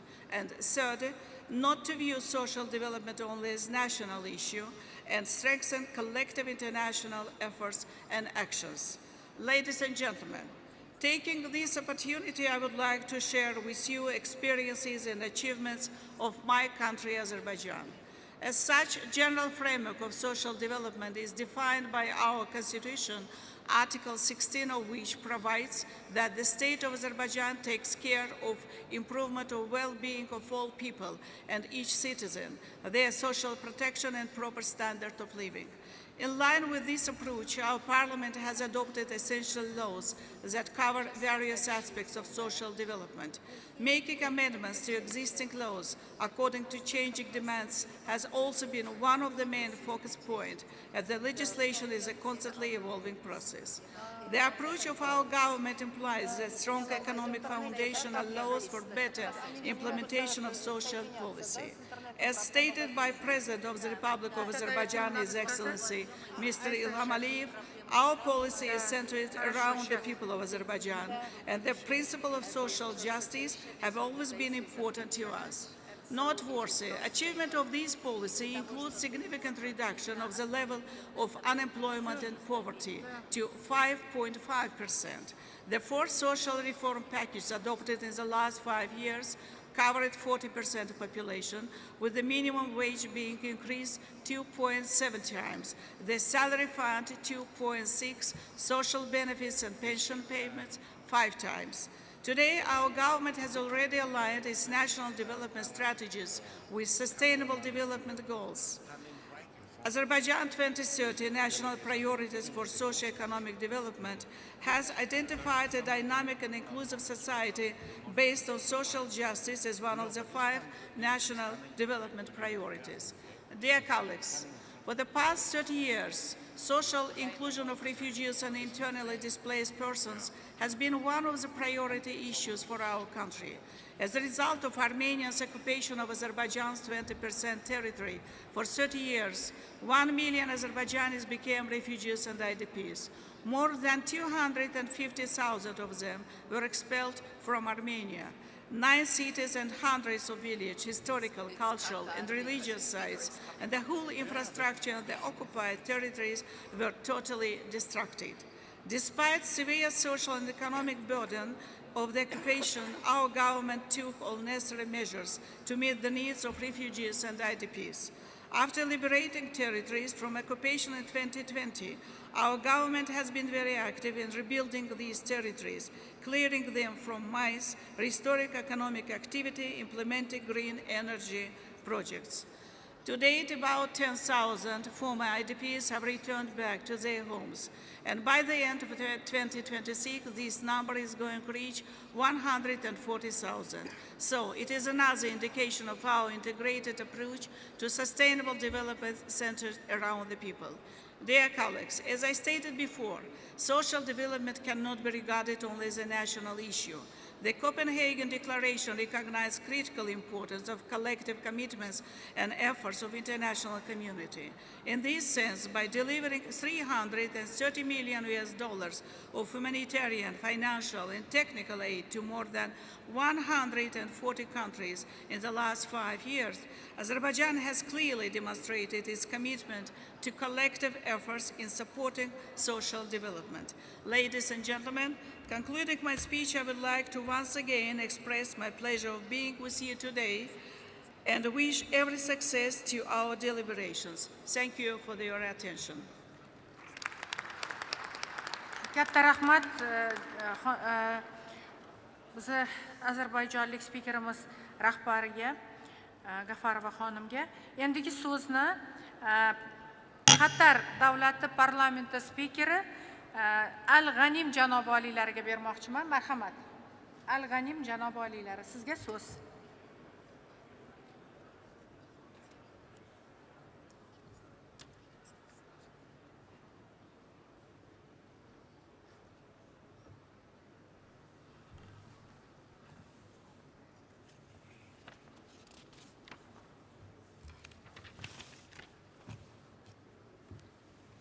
بسم الله الرحمن الرحيم. سعادة الدكتورة توليا رئيسة الاتحاد البرلماني الدولي، سعادة السيدة تانزيلا رئيسة مجلس الشيوخ الأوزبكي، سعادة السيد نور الدين اسماعيلوف رئيس المجلس التشريعي الأوزبكي، أصحاب السعادة أعضاء الوفود البرلمانية والهيئات المشاركة في الجمعية العامة، الحضور الكريم، السلام عليكم ورحمة الله وبركاته. يطيب لي بالإصالة عن نفسي وبالنيابة عن أخواني وأخواتي أعضاء مجلس الشورى في دولة قطر أن أحيي هذا الجمع الكريم متمنياً لاجتماعنا هذا أن يثمر عن قرارات بناءة تعزز تطلعات شعوب العالم نحو مستقبل أكثر استقراراً وازدهاراً. الحضور الكريم، نقف اليوم على بعد 5 سنوات فقط من الموعد المحدد لتحقيق أهداف التنمية المستدامة التي تبنتها دول العالم في عام 2015، ولا أكون متشائماً إن قلت بوضوح إننا متأخرون عن تحقيق تلك الأهداف ومن غير المتوقع بلوغها في الموعد المحدد، فالفقر والجوع والبطالة لا زالت تهدد حياة الملايين. أما على صعيد الأمن والاستقرار فالمشهد قاتم مع تصاعد العنف والنزاعات المسلحة، مما أدى إلى تفاقم الأزمات الاقتصادية وانعدام الأمن الغذائي وارتفاع أعداد النازحين واللاجئين في ظل عدم كفاية الجهود الدولية لمعالجة هذه الأزمات، مما يتطلب تكاتفاً عالمياً حقيقياً وإعادة النظر في الخطط والبرامج الموضوعة. الأخوة الكرام، رغم كل هذه التحديات فإنه لا ينبغي لنا أن نستسلم كبرلمانيين. نحن مسؤولون عن دفع عجلة التنمية وتحقيق العدالة الاجتماعية، وهو ما يجعل موضوع اجتماعنا اليوم العمل البرلماني من أجل التنمية والعدالة الاجتماعية ذا أهمية قصوى نظراً لارتباطه الوثيق بتحقيق أهداف التنمية المستدامة. الحضور الكريم، إن تحقيق التنمية والعدالة الاجتماعية يمثل حجر الأساس في بناء مجتمعات متوازنة ومزدهرة ويضمن استدامة النمو الاقتصادي، كما أن العدالة الاجتماعية تساهم في تعزيز قيم التسامح والانتماء وبناء مجتمعات أكثر استقراراً وتعاوناً.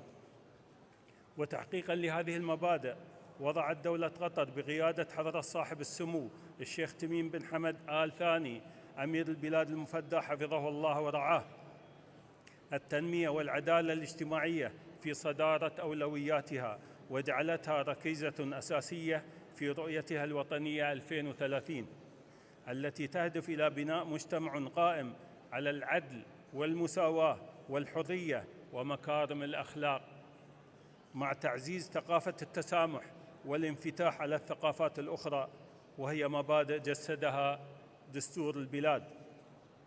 أما على المستوى الدولي فإن دولة قطر تواصل التزامها بدعم جهود التنمية والعدالة الاجتماعية عبر شراكاتها العالمية وجهودها الدولية، وتستضيف دولة قطر في نوفمبر المقبل القمة العالمية الثانية للتنمية الاجتماعية 2025 بهدف مراجعة التقدم المحرز منذ القمة الأولى، وهو ما يبرز دورها الريادي في هذا المجال. الحضور الكريم، إن التحديات التي تواجه جهود تحقيق التنمية وتعزيز قيم العدالة تتفاقم بفعل النزاعات والحروب والكوارث البيئية التي تسببت في زيادة معدلات الفقر والتشرد وانعدام الاستقرار، مما يحتم علينا وضع استراتيجيات فعالة لتعزيز السلام والاستقرار وتفعيل دور البرلمانات في الوساطة والتفاهم بين أطراف النزاعات. الأخوة والأخوات، ونحن نناقش اليوم قضايا العدالة والتنمية، لا يمكننا إغفال المأساة الإنسانية في فلسطين، حيث يتعرض الشعب الفلسطيني منذ 7 أكتوبر 2023 لعدوان همجي مستمر من قبل قوات الاحتلال الإسرائيلي. ورغم الإعلان عن وقف إطلاق النار في يناير الماضي، فإن إسرائيل استمرت في خرقه إلى أن جددت عدوانها الشامل في مارس الماضي، مما أسفر عن سقوط آلاف الشهداء والمصابين بينهم أطفال ونساء، في انتهاك صارخ للمواثيق والقوانين الدولية. إن ما يحدث في غزة أمام أنظار العالم هو جريمة إبادة جماعية وتطهير عرقي، فقد خلف العدوان أكثر من 164 ألف بين شهيد وجريح، جلهم أطفال ونساء. كما أن تقارير الأمم المتحدة أفادت بأن أكثر من 2 مليون فلسطيني هجروا من منازلهم، ناهيك عن الدمار الهائل الذي خلفته آلة العدوان الإسرائيلي على البنية التحتية في كامل القطاع، وأصبح غير صالح للسكن. ورغم ذلك فإن المجتمع الدولي لم يتحرك بالقدر الكافي لوقف هذه المأساة.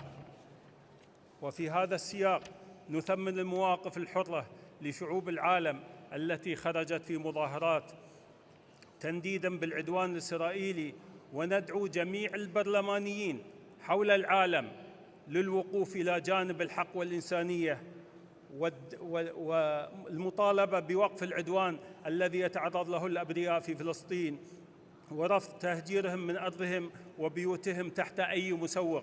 فنحن اليوم أمام مسؤولية تاريخية تحتم علينا الانتصار للقيم الإنسانية والدفاع عن حقوق المظلومين.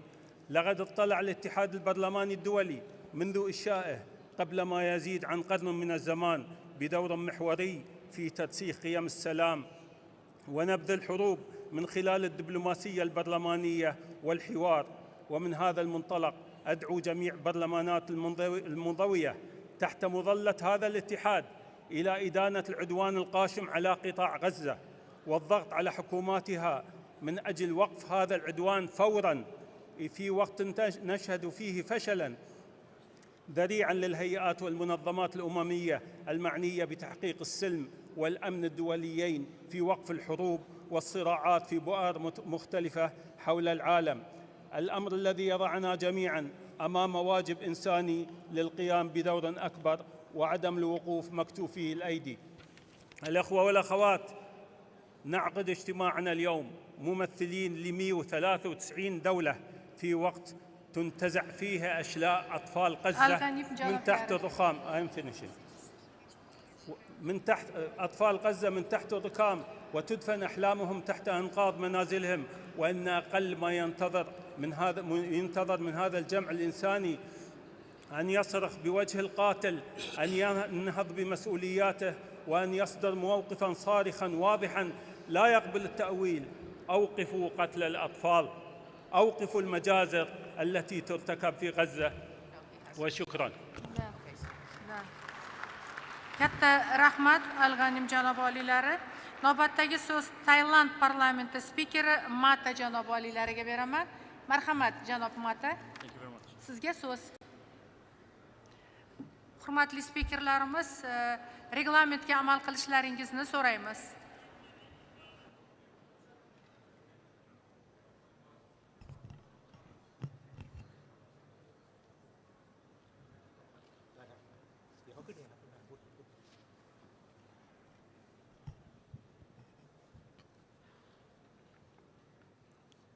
อัสสลามุอะลัยกุม สวัสดีครับ ท่านประธานสมัชชา ท่านผู้แทนรัฐสภา ผู้ทรงเกียรติ เพื่อนสมาชิกรัฐสภาที่เคารพทุกท่านครับ ในนามของรัฐสภาแห่งราชอาณาจักรไทย ผมขอแสดงความยินดี และขอบคุณรัฐสภาแห่งสาธารณรัฐอุซเบกิสถานที่กรุณาเป็นเจ้าภาพจัดการประชุมสมัชชาในครั้งนี้อย่างยิ่งใหญ่ และได้ให้การต้อนรับพวกเราทุกคนด้วยความอบอุ่นยิ่ง พร้อมกันนั้นขอส่งความปรารถนาดีไปยังท่านประธานสหภาพรัฐสภา ท่านเลขาธิการสหภาพรัฐสภาที่ได้ให้การประชุมในครั้งนี้ประสบความสำเร็จดังความมุ่งหมายทุกประการท่ามกลางความท้าทายที่ผ่านแปรอย่างรวดเร็วในยุคสมัยปัจจุบันไม่ว่าจะเป็นความเหลื่อมล้ำที่เพิ่มสูงขึ้นการพัฒนามนุษย์ที่ลดถอยลงรวมทั้งผลกระทบของการเปลี่ยนแปลงสภาพภูมิอากาศและเทคโนโลยีก้าวล้ำอย่างพลิกโฉมประเทศไทยมีความเชื่อมั่นว่ารัฐสภามีพันธกิจอันสำคัญยิ่งในการเสริมสร้างความเสมอภาคให้แก่กลุ่มประชากรชายขอบและกลุ่มเปราะบางรวมทั้งมีส่วนร่วมในการสรรสร้างสังคมที่มั่นคงเจริญรุ่งเรืองและเป็นธรรมสำหรับทุกคนเพื่อบรรลุเป้าหมายดังกล่าวรัฐสภาไทยจึงมีความมุ่งมั่นที่จะส่งเสริมการพัฒนาที่ยั่งยืนความยุติธรรมทางสังคมที่เท่าเทียมและการพัฒนามนุษย์ที่มุ่งเน้นเสริมพลังให้แก่ประชาชนชุมชนอันได้แก่การประกันสิทธิและโอกาสที่เท่าเทียมในทุกมิติของความมั่นคงของมนุษย์เช่นการศึกษาการคุ้มครองทางสังคมการสาธารณสุขเพื่อมุ่งสู่สังคมที่อิงสิทธิมนุษยชนและเปิดกว้างให้ทุกกลุ่มได้มีส่วนร่วมอย่างทั่วถึงเพื่อเป็นการยืนยันถึงความพร้อมของประเทศไทยในการมุ่งสู่ความเป็นศูนย์กลางทางด้านสุขภาพและการแพทย์ชั้นนำของภูมิภาคเอเชียแปซิฟิกรัฐสภาไทยจะเดินหน้าทำงานอย่างต่อเนื่องเข้มแข็งเพื่อประกันสิทธิของพลเมืองทุกคนในการเข้าถึงบริการสุขภาพที่มีคุณภาพอย่างทั่วถึงผ่านสิทธิ์30 บาทรักษาทุกที่ด้วยบัตรประชาชนใบเดียวที่ขยายสิทธิให้กับประชาชนสามารถเลือกรับบริการรักษาพยาบาลได้ทุกสถานพยาบาลทั้งของรัฐและเอกชนแม้ตนเองจะอยู่นอกเขตของการบริการนั้นเมื่อเดือนธันวาคมที่ผ่านมารัฐสภาไทย ได้รับเกียรติเป็นเจ้าภาพจัดการประชุมภูมิภาคเอเชียแปซิฟิกว่าด้วยความมั่นคงทางด้านสุขภาพโลกร่วมกับสหภาพรัฐสภาและองค์การอนามัยโลกณกรุงเทพมหานครซึ่งลุล่วงไปด้วยความสำเร็จบรรลุวัตถุประสงค์ในการความร่วมมือของรัฐสภาองค์กรต่างๆและเสริมสร้างสมรรถนะแก่สมาชิกรัฐสภาในการเตรียมความพร้อมรับมือภาวะฉุกเฉิน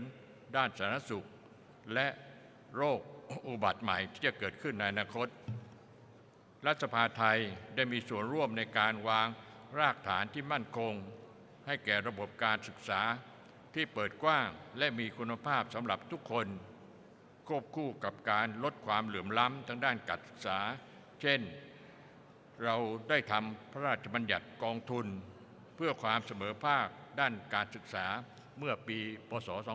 2561 โดยมีเจตนารมณ์เพื่อจะช่วยเหลือเยาวชนผู้ด้อยโอกาสโดยไม่คำนึงถึงสัญชาติสถานะของบุคคลนอกจากนั้นในปี 2565 รัฐสภาไทยยังได้แก้ไขพระราชบัญญัติกองทุนเงินเพื่อกู้ยืมให้การศึกษาเพื่อบรรเทาภาระหนี้สินของนิสิตนักศึกษาผู้กู้เพื่อได้ศึกษาต่อในระดับอุดมศึกษาให้สำเร็จอีกด้วยนอกจากนี้รัฐสภากำลังเร่งผลักดันการดำเนินการทางด้านที่บัญญัติเพื่อรับมือกับการเปลี่ยนแปลงสภาพภูมิอากาศของประเทศอันได้แก่การเร่งรัดพิจารณาร่างพระราชบัญญัติการบริหารจัดการเพื่ออากาศสะอาดเพื่อจัดการมลพิษทางอากาศและคุ้มครองสิทธิให้อากาศสะอาดของประชาชนซึ่งสหภาพรัฐสภาได้หยิบยกกรณีของไทยขึ้นเป็นกรณีศึกษาว่าโดยการมีส่วนร่วมของภาคประชาชนในกระบวนการนิติบัญญัติขณะเดียวกันรัฐสภาก็อยู่ระหว่างการเฝ้ารอร่างพระราชบัญญัติการเปลี่ยนแปลงสภาพภูมิอากาศฉบับแรกของประเทศซึ่งกำลัง ดำเนินการกลไกต่างๆเพื่อกำหนดระบบกลไกราคาคาร์บอนโดยยึดหลักผู้ก่อมลพิษเป็นผู้จ่ายและจะกระตุ้นให้ภาคประชาชนปรับวิถีการประกอบธุรกิจให้สอดคล้องกับเป้าหมายด้านสภาพภูมิอากาศของประเทศโดยคาดว่าจะมีการเสนอร่างกฎหมายดังกล่าวเข้าสู่การพิจารณาของรัฐสภาในไม่ช้านี้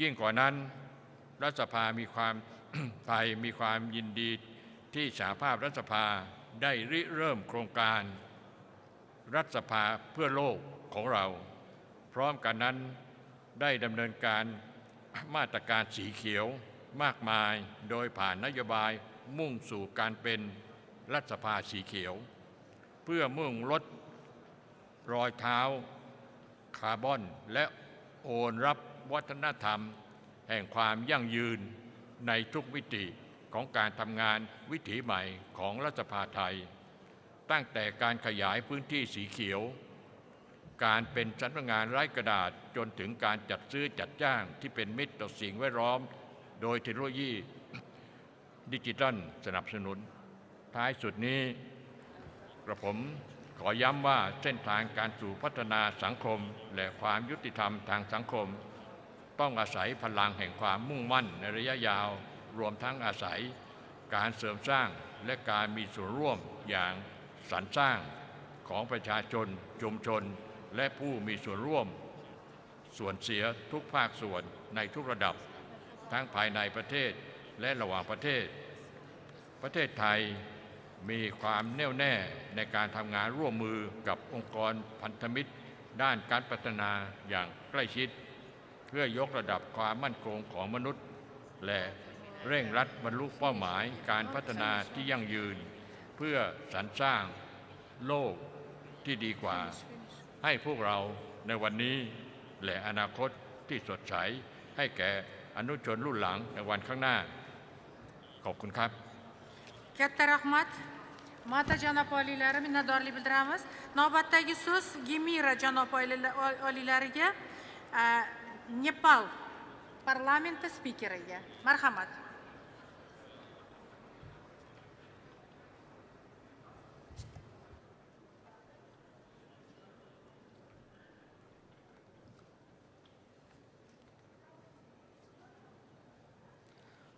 महामहिम अध्यक्षज्यू विशिष्ट प्रतिनिधिहरू महिला तथा सज्जनवृन्द अन्तर्व्यवस्थापिका सङ्घको गरिमामय 150औं सभामा नेपालको सङ्घीय संसद तथा नेपाली जनताको प्रतिनिधिको रूपमा धारणा राख्ने अवसर पाउँदा गौरवान्वित भएको छु।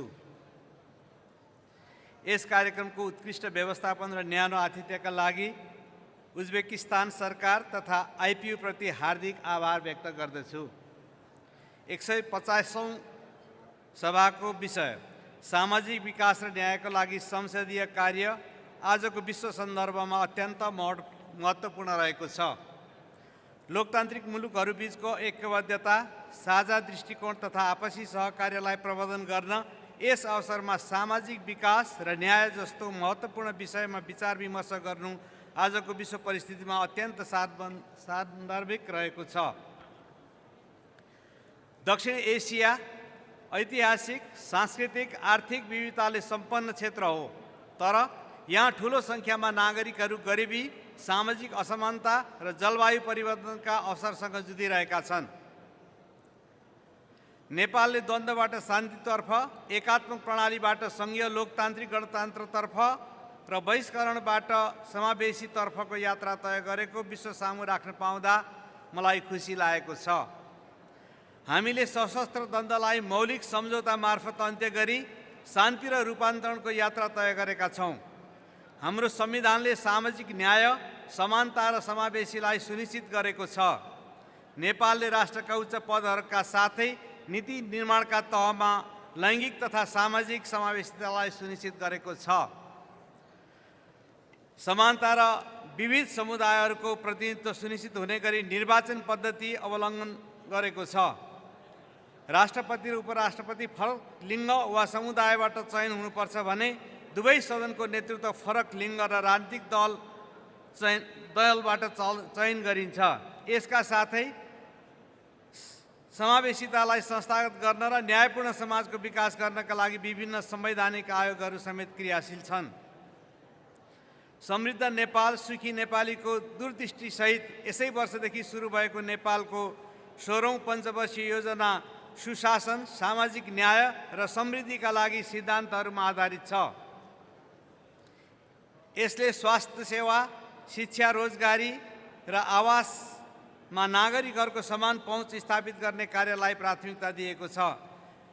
दिगो विकास लक्ष्यहरू अनुरूप यस योजनाले गरिबी, लैङ्गिक असमानता र जलवायु परिवर्तनबाट सृजित जोखिम न्यूनीकरण गर्ने लक्ष्य राखेको छ। अध्यक्ष महोदय, हाम्रा संसदहरू सामाजिक विकास र न्याय प्रवर्धनका प्रमुख अभियन्ता हुन्। संसदीय कार्य मार्फत हामीले नीति बनाएर सामाजिक विकास र न्यायको प्रत्याभूति दिलाउने धेरै काम गर्न सक्दछौँ।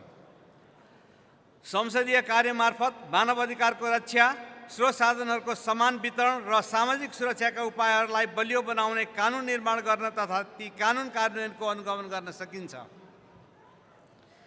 संसद मार्फत शिक्षा, स्वास्थ्य, रोजगारी र सामाजिक सुरक्षा जस्ता क्षेत्रहरूमा कमजोर समुदायहरूका लागि पर्याप्त बजेट विनियोजन गर्न सक्दछौँ। संसदीय अभ्यासबाट महिला, युवा, समावेशी, जनजाति तथा पछाडि परेका समुदायमा संसदीय खुलापनको प्रवर्धन गर्दै निर्णय प्रक्रियामा अर्थपूर्ण सहभागिता सुनिश्चित गर्न सक्दछौँ। व्यवस्थापिकाहरूले संसदीय कूटनीतिको माध्यमबाट अन्तर्राष्ट्रिय सहयोग प्रवर्धन गर्दै गरिबी, जलवायु परिवर्तन तथा द्वन्द्व जस्ता सामाजिक प्रगतिलाई रोक्ने चुनौतीहरू सामना गर्न सक्दछन्। अध्यक्ष महोदय, सामाजिक विकासका क्षेत्रमा नयाँ समस्याहरू पैदा भइरहेका छन्। जलवायु परिवर्तन, कृत्रिम बौद्धिकता तथा डिजिटल प्रविधिले शासन प्रणाली, अर्थतन्त्र र समाजमा पारिरहेको असर, विश्वव्यापी व्यापार उदारीकरण आजको विश्वका संसदहरूका साझा मुद्दाहरू हुन्। नेपालका लागि पनि ज्वलन्त मुद्दाहरू हुन्। हाम्रो सन्दर्भमा जलवायु परिवर्तन जटिल मुद्दाका रूपमा रहेको छ। यसबाट सृजित प्राकृतिक विपत्तिहरूले वार्षिक लाखौँ नागरिकहरूको जीवन प्रभावित गरिरहेका छन्। यी नकारात्मक प्रभाव न्यूनीकरण गर्न नेपालले हरित ऊर्जा प्रवर्धन, जलवायु अनुकूलन नीति निर्माण तथा अन्तर्राष्ट्रिय सहकार्य विस्तार गर्दै जलवायु न्यायको पैरवी गरिरहेको छ। यसै सन्दर्भमा नेपालले जलवायुले पर्वतीय क्षेत्रमा पारेको असरबारे बहस चलाउन आगामी मे 16 देखि 18 सम्म सगरमाथा संवाद सञ्चालन गर्ने तयारी भएको खुसीका साथ जानकारी गराउन चाहन्छु। अध्यक्ष महोदय, सामाजिक विकास र न्यायका सिद्धान्त हाम्रा संसदीय निर्णयहरूको मूल मर्म हुनुपर्दछ। संसदको नेतृत्व हामीसँग रहेको वर्तमान अवस्थामा न्यायपूर्ण, दिगो तथा समावेशी विश्व निर्माणमा योगदान दिनुपर्दछ। अन्तमा लोकतन्त्र, समावेशिता र न्यायका आदर्शहरूसँग एकताबद्ध भई साझा भविष्यको निर्माणमा हाम्रो पाइला अघि बढ्ने विश्वास व्यक्त गर्दै बिदा चाहन्छु। नमस्कार, धन्यवाद।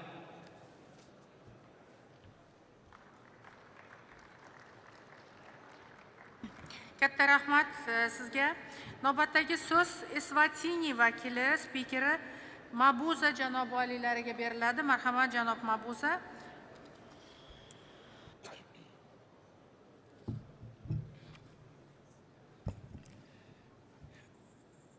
Madam President of the IPU, Mr. Secretary General of the IPU Assembly, Madam President of the Assembly, distinguished delegates, Eswatini is deeply honored to address this esteemed gathering of the 1/5th IPU Assembly.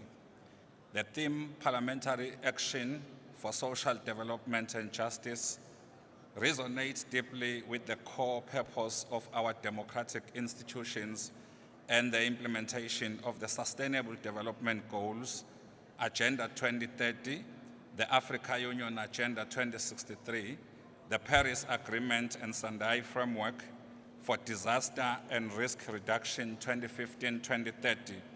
Eswatini commits herself together with all countries to jointly implement SDGs as essential measures to eradicate poverty and promote shared prosperity. Issues of poverty, welfare, and justice are global challenges demanding a unified collective response. The government, Eswatini's strategic focus on sustainable development is structured around the critical dimensions of economic growth, social equity, environmental sustainability, and peace, security, and stability initiatives to promote availability of resources were done through legislative enactments to strengthen tax collection, strengthening of Eswatini's revenue authority, public investment initiatives, the micro, small, and medium enterprises sector, creation of enabling environment for the private sector to function, harnessing employment creation opportunities, and strengthening of the mining sector. The country is providing free primary education to advance access to education for all children in the country. Government is also providing free education at high school level for the orphaned and vulnerable children. Vulnerable groups in the country have been identified as orphaned and vulnerable children overseas, the elderly, persons with disabilities, women, and the youth. Parliament has been the major proponent to advocate for the allocation of grants for overseas, the elderly, and persons with disabilities, and programs to empower women and girls, such as the Women Empowerment Program, Youth Enterprise Fund, and Rural Development. Our Constitution provides for a quota, 30% of women representation in the Parliament of Eswatini. To give effect to the above constitutional provision, our Parliament has recently enacted the election of women members to the House of Assembly Act of 2018, aimed at increasing representation of women and marginalized groups in Parliament.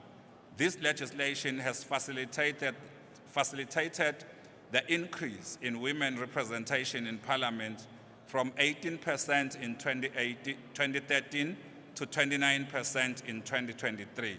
Our Parliament has prioritized issues of climate change and has established a committee on climate change to fast-track initiatives on climate change such as renewable energy.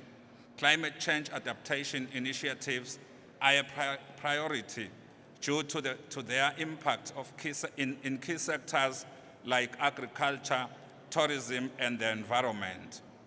Eswatini is a peaceful country and does not tolerate corruption and human rights violation. Hence, the concerted effort of government and parliament to establish legislation to capacitate the Human Rights Commission and the Anti-Corruption Commission. Our Parliament enacted various legislative frameworks for the realization of the African Union Agenda 2063 goal. These include the enactment of the Human Trafficking and Smuggling Act number 9 of 2009, the Sexual Offences and Domestic Violence Act number 15 of 2018, and the operational regulations adopted by Parliament in 2021, the Children's Protection and Welfare Act number 6 of 2012. Eswatini has put in place several pieces of legislation to hold leaders and public officers accountable.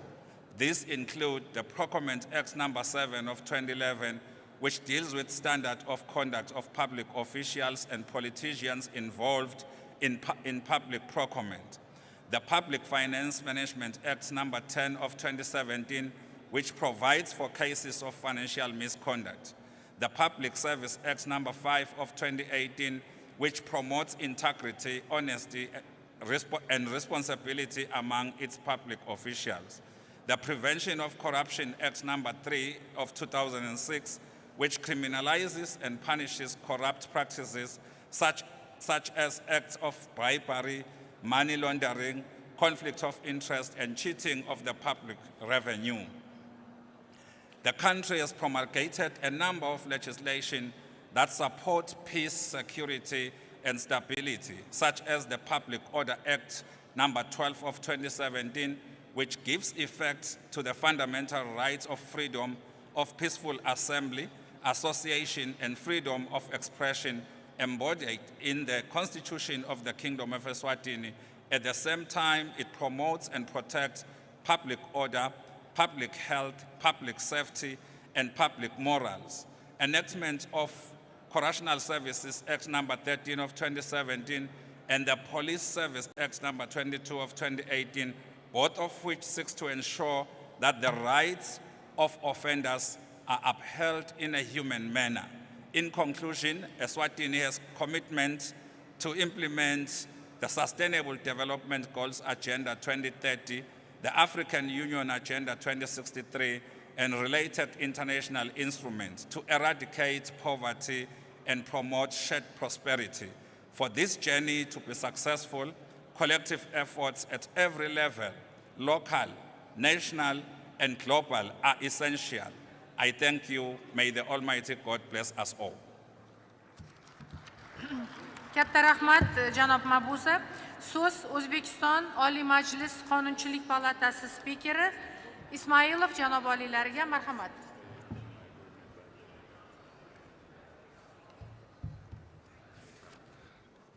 Assalomu alaykum.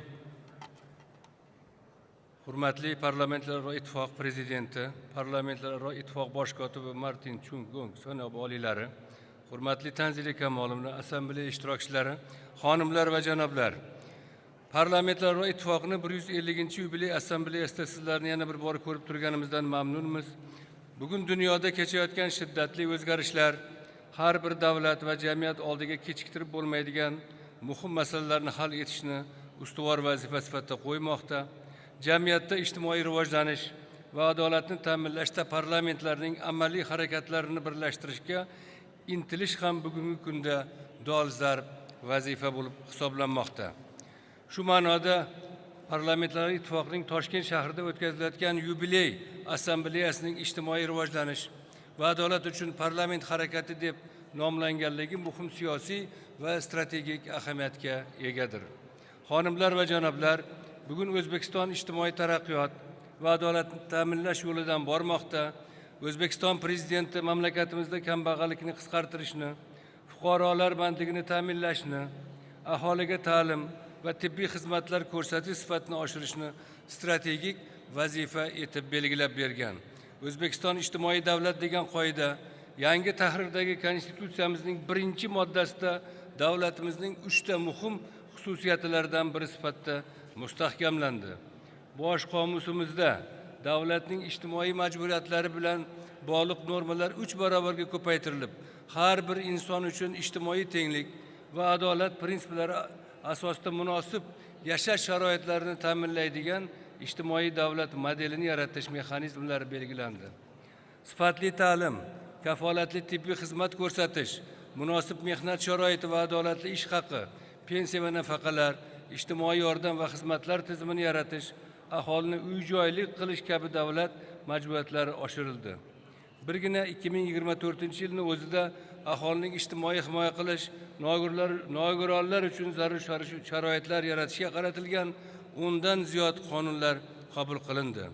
O'zbekistonning 2030-yilgacha taraqqiyot strategiyasi asosida yurtimizda ijtimoiy xizmatlar ko'rsatish va kambag'allikni qisqartirish bo'yicha keng ko'lamli islohotlar olib borilmoqda.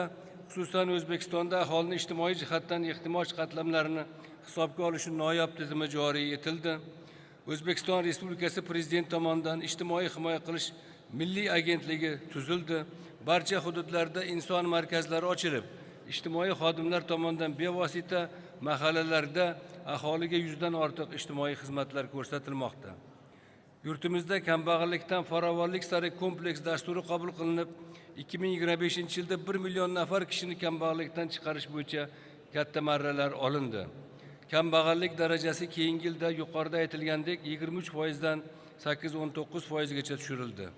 2022-yilda O'zbekiston aholisining ijtimoiy himoya qilish strategiyasi qabul qilinib, unda aholining ijtimoiy himoya qilish tizimini rivojlantirish bo'yicha 2030-yilgacha bo'lgan davrdagi ustuvor yo'nalishlar va kompleks chora-tadbirlar belgilab berildi. Bu haqda Senatimizning raisi hurmatli Tanzila Kamolovna Narbayeva o'zlarining kirish so'zlarida ham alohida to'xtaldi. Ta'lim sifatini yanada oshirishga alohida e'tibor qaratilib, maktabgacha ta'lim qamrovi 74% dan, oliy ta'lim esa 39% dan oshdi. Aholi salomatligini mustahkamlash uchun so'nggi 7 yilda tibbiyot sohasiga yo'naltirilgan mablag'lar 6 barobar oshirildi. Aholini uy-joy bilan ta'minlash uchun o'tgan yili yurtimizda 100 mingdan ziyod xonadonga ega bo'lgan 2044 ta ko'p qavatli uylar bunyod etildi. Bu ishlar davom etyapti. Xonimlar va janoblar, ijtimoiy siyosatni belgilashda va ijtimoiy adolat mezonlarini ta'minlashda parlamentning samarali faoliyati muhim ahamiyat kasb etadi. Shu bois butun dunyoda parlamentlarga nafaqat qonun qabul qiluvchi, balki ijtimoiy o'zgartirishlarni amalga oshirishni, kambag'allikni qisqartirishni, teng imkoniyatlar yaratishni, inson qadrini ulug'lashni maqsad qilib olgan tashabbuskor siyosiy subyekt sifatida qaralmoqda. O'zbekiston Oliy Majlisi ijtimoiy adolatni ta'minlash borasida quyidagilarga asosiy e'tiborni qaratmoqda. Birinchi, tenglik va adolatni kafolatlaydigan qonunlarni qabul qilish.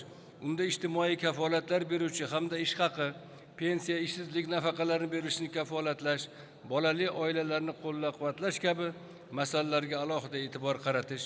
Ikkinchi, davlat byudjetini tasdiqlash va shu bilan birga barcha mavjud resurslarni odilona taqsimlash, shu jumladan ta'lim, sog'liqni saqlash dasturlarini, uy-joy qurish loyihalarini, ijtimoiy jihatdan ehtiyojmand toifalarni har tomonlama qo'llab-quvvatlash dasturlarini ustuvor ravishda moliyalashtirish.